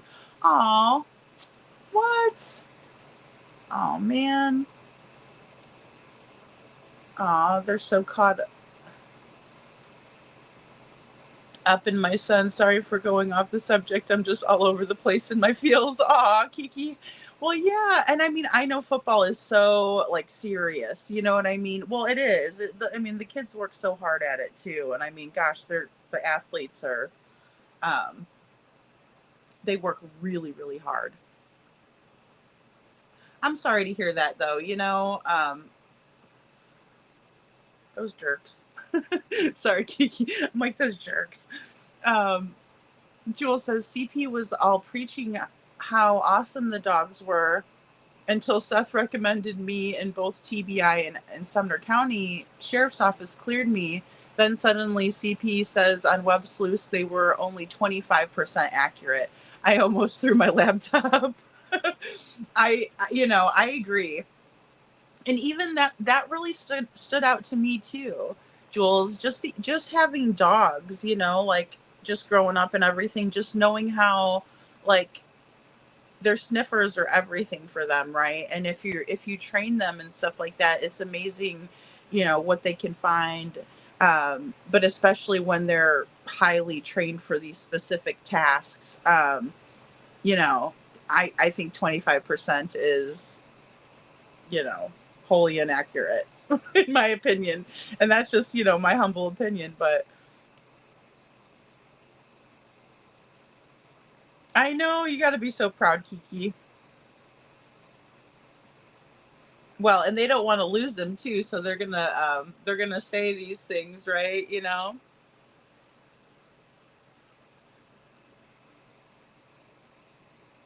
Thank you, thanks, Jules. Because Jules says I think I have a short of CP saying what dogs were there. I'll have to look. Yeah, because I remember. Well, he told Nancy Grace, like they talked about the dogs on Nancy Grace. They talked about them on Smiley.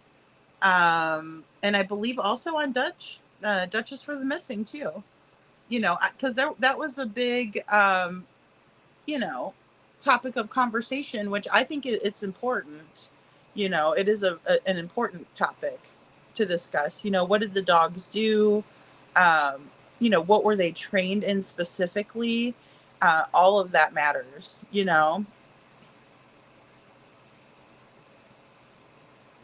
It drives us all insane with that, Kiki. 25% accurate F off. Exactly. Couponing says, yeah, I was yelling BS at the TV. And us being military, you would think CP would respect you. Yeah. And you being military, yes, you would think that CP would respect you. Yeah. I mean, it seems like he did, more so than any of the other ladies or, that we've heard him talk to.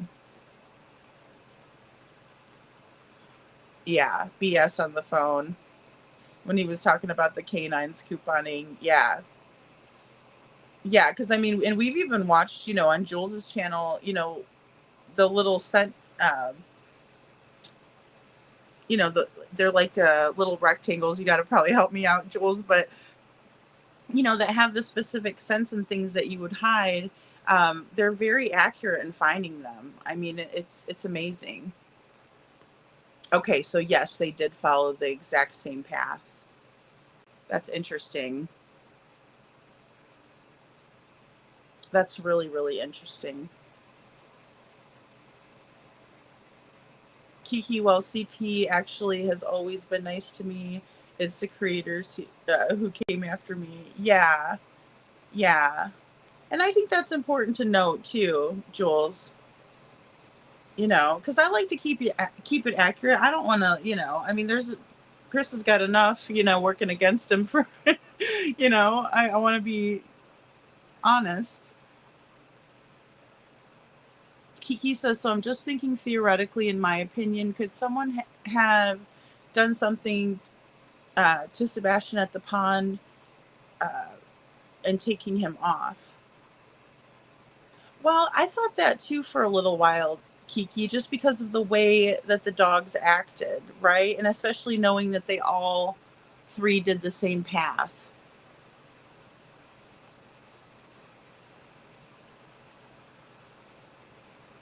Yeah, I agree with that, Town Chat. I do. Good night, Kiki. Thank you, Odor Prince. Yes, Odor Prince. I'm like, the little rectangles. That's terrible. Okay, the Odor Prince. Yeah, that is so cool. Well, and I've also watched dogs. Like I liked watching that. I think it was called Rookie Year, but they were. It was where the corrections officers were kind of trying to find, their niche and where they were going to be best suited, within the prison. And it was amazing to watch the dogs. And what they were looking were for those little Suboxone strips. And people were hiding those in the mail. And they were very good at hiding them, but they were no match for the dogs. At all. I mean, the dogs were hitting on them left and right. Every piece of mail that had the strips in there, the dogs were hitting. I mean, bam, bam, bam, just one after another. which of course that could have been a little bit of TV magic involved. I'm not saying it wasn't, but really impressive still. Really impressive.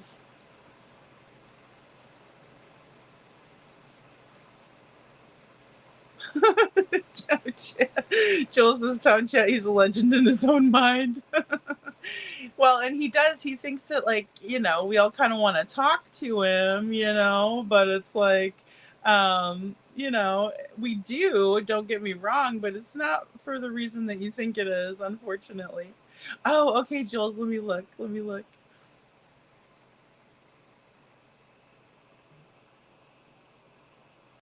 Oh, wow. That is neat. Hold on, let me crop it in a little bit. And this is going to be Canine Ara training to find blood and bones. Wow, and concrete.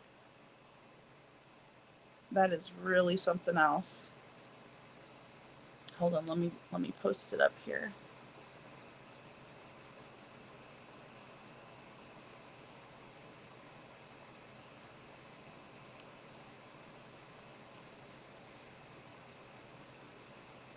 Oh, okay, hold on, let me delete this one out here.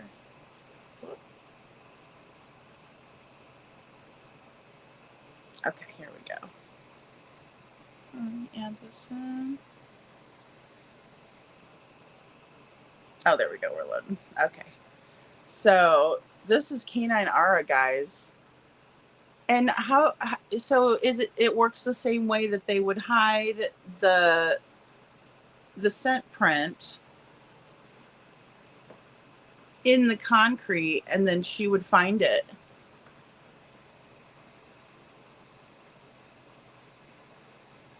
That is really, really something. She is just a beautiful dog too.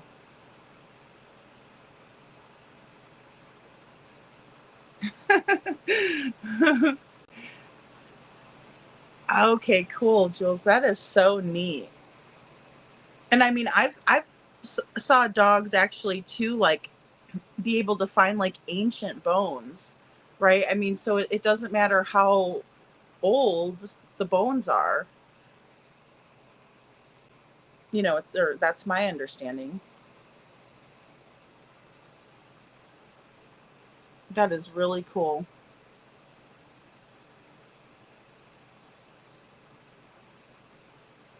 Really, really cool. And you know, these doggies, their noses are everything. I mean, you know, and they're just looking to please too, from what they're trained to do. Really cool, Jules. Thank you so much for sharing that, because I mean, that tells us a lot. And I think, you know,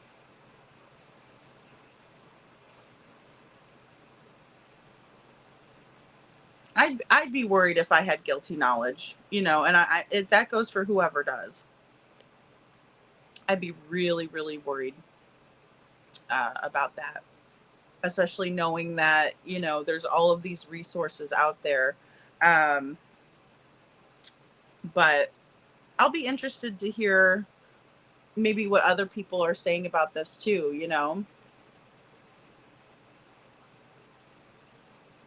Couponing says, is Ara full grown, or how old is she? Oh, I see. I got another picture. Hold on, let's see. Oh, how cute. Oh my goodness. Let me see. I could upload this in here. Give me 1 second.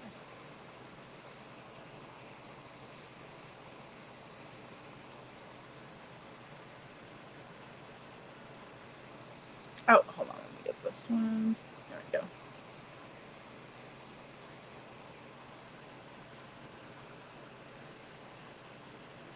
Oh, it has to be an MP4. Okay, hold on 1 second. Let me see if I can't do this.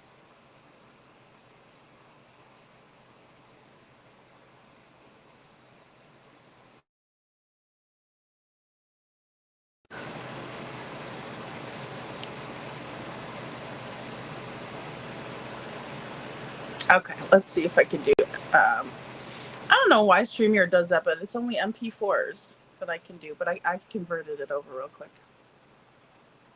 Okay, it'll just take a second to load in there. Oh, here we go.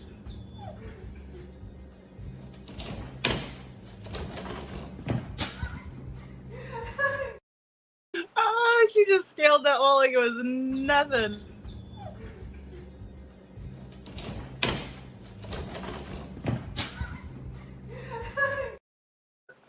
You need a taller, you're gonna have to get a taller one there. Jules, how cute. Oh my God.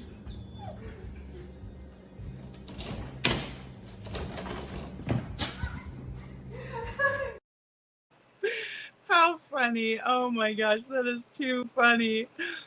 Oh my gosh.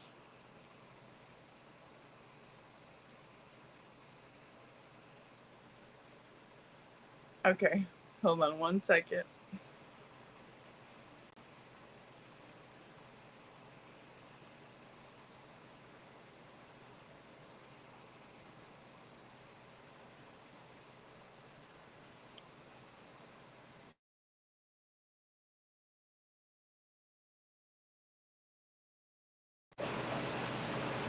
Oops, sorry guys. I want to make sure we're still here. Hold on one second.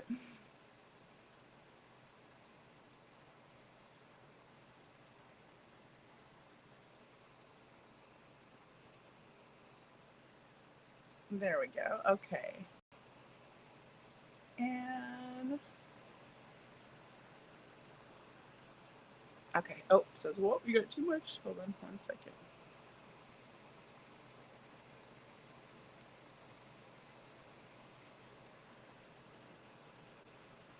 Okay. And we're loading up here. That is too funny.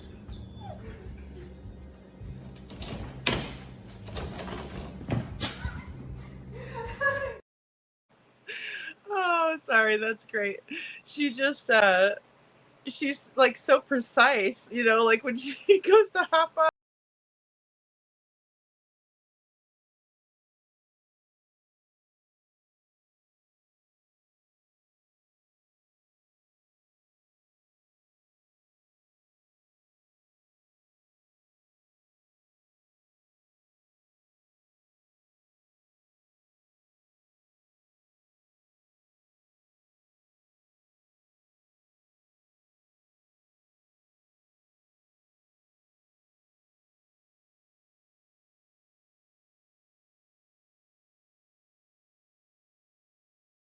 Oh my God. I would hate to be the bad guy on that one. Wow.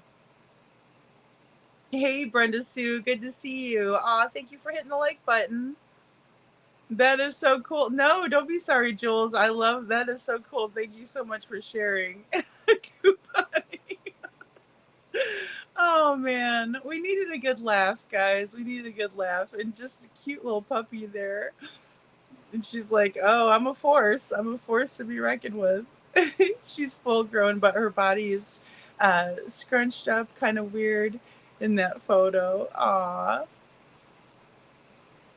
literally 10 weeks old. Oh my gosh. Oh man. Oh, cool, Town Chat. That's awesome. Oh my goodness. She's so funny. I mean, like, precisely. It's like, okay, I gotta get these legs and then I'll get over. Oh my gosh. Aw. Going back to the beginning. Aw, thank you, Brenda Sue. Yeah, and I apologize, guys, for the audio because I know it's not going to be the best, but I think, you know, kind of getting the general gist of the interview. Town Chat says I didn't realize you had one, so I mentioned this yesterday morning for any creators that have a channel that they can make a video like about what they do, and I will put you on. Oh yeah, Town Chat. I know, that's great. That is great. Bellatrix says in the Bad Witch from Harry Potter because she was a bee litter, so she needed a name that started with a B. Oh, okay. Oh, cool. Yeah, I just think Bellatrix is so pretty, even though, I didn't realize that. Because, like, Olivia and I didn't get into much of the Harry Potters, but we were more of, like, the Hunger Games and stuff. Oh, yes. I wish I could too, Jules. That would be really cool. Just to kind of experience it. I've never done anything like that. In terms of like a search, like I like hiking and things like that, but like more like what Chris was talking about, how like when there's already paths, and stuff, I'm a lot better like that. But I do like the outdoors. You just couldn't make fun of me if like I saw a spider and I screamed or anything, because that would happen. That is inevitably to happen. Yes, the talk. I love that. Town Chat says the Talk of the Town Spotlight playlist on my channel. Just send me an email to my Gmail. Aw, Town Chat, that is such a cute idea. Hey, Annie Sampson. The whole world has been watching this case in shock. Sumner County and Chris and Katie are hoping we will forget, but we won't. Biggest case of police corruption ever. I have law enforcement family. Yeah, Annie, I can't argue that, I really feel like there's something more to it. And I don't like saying there's like high level corruption or believing it, that's like the worst, in my opinion. But I do see that here because even other law enforcement officers weighing in, yeah, I have to agree. Sumner County has been bought and the world sees that, spent more time harassing BHB than investigating this case. I mean, I agree with that too. And also, with the Proudfeet, they were more interested in that than anything else as well. Don't talk about my truck, don't talk about this, don't talk about, that. But really, if they didn't have anything to do with it, then they wouldn't worry about any of that. It would be like, sure, talk all you want. Chris saying that the truth will come out is always stuck with me too.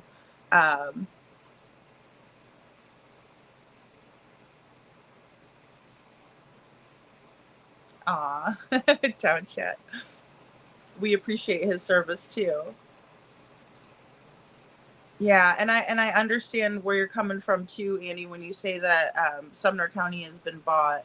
Um, and there's so much speculation in terms of,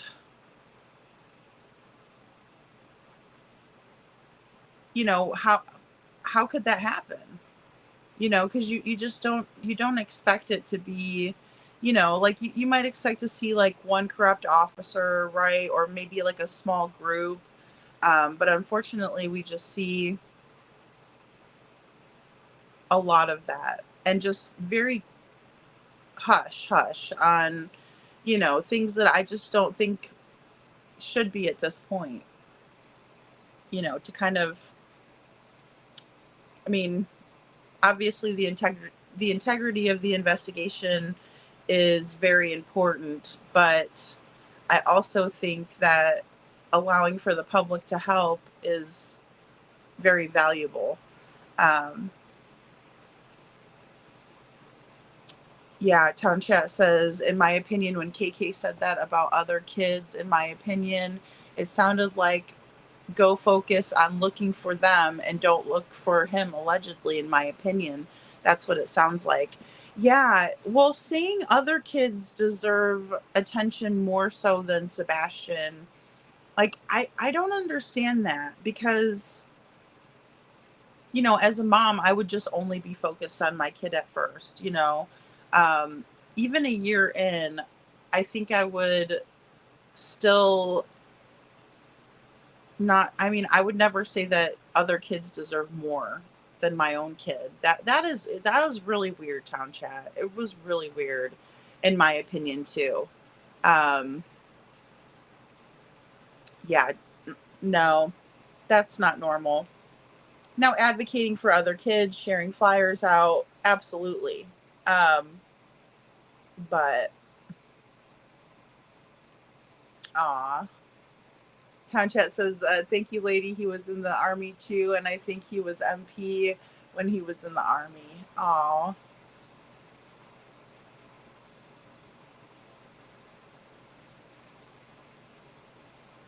There's still a lot there, and I agree there too, Jules. There is still a lot that I don't understand about the case either. Um,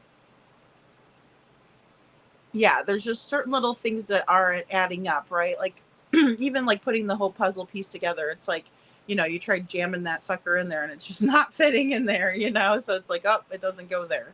But yeah, absolutely. And then we hear different. I mean, we've never really heard Chris give anyone that I've heard, a theory, right? Even when Nancy Grace was asking, right? Katie's like, I don't know. And she's like, no, your theory. What do you think? They still weren't that candid, but they still want us to believe that Sebastian walked off on his own. Which, and I'm sure they probably didn't want to press the situation, but my biggest question for Chris at that point would be, well, why do you think that? Like what makes you think that? What leads you to believe that? I may have started asking about like, the doors situation, but then again, he gets really like snarky when it comes to that, right? Like snippy. Maybe not even snark. It's just like snippy, I told you all the doors were locked, but he was very non-confrontational with the McCoys, in my opinion. Tis me, where is Sebastian, Chris, and Katie Proudfoot? Yeah. And that's what it keeps coming back to for me as well, tis me. It does, because like, we can't overlook the fact that he was last with Katie. And maybe even arguably Chris. A lot of people think Chris was still in the area. And, his willingness to answer questions when he wasn't there, leads me to believe that that could be true. Yes, it is odd and definitely not normal, in my opinion, Town Chat Cafe says. Yeah. Yeah, there's just something odd about it, there's just something that's not right. I agree. The $1 million question. Ugh. The $1 million question. Well, guys, I am going to go ahead and get ready for tomorrow's live stream in the morning. It'll probably be like around 7 or 7:30. So we'll plan for that, and I'll post it up there, as soon as I get it all together.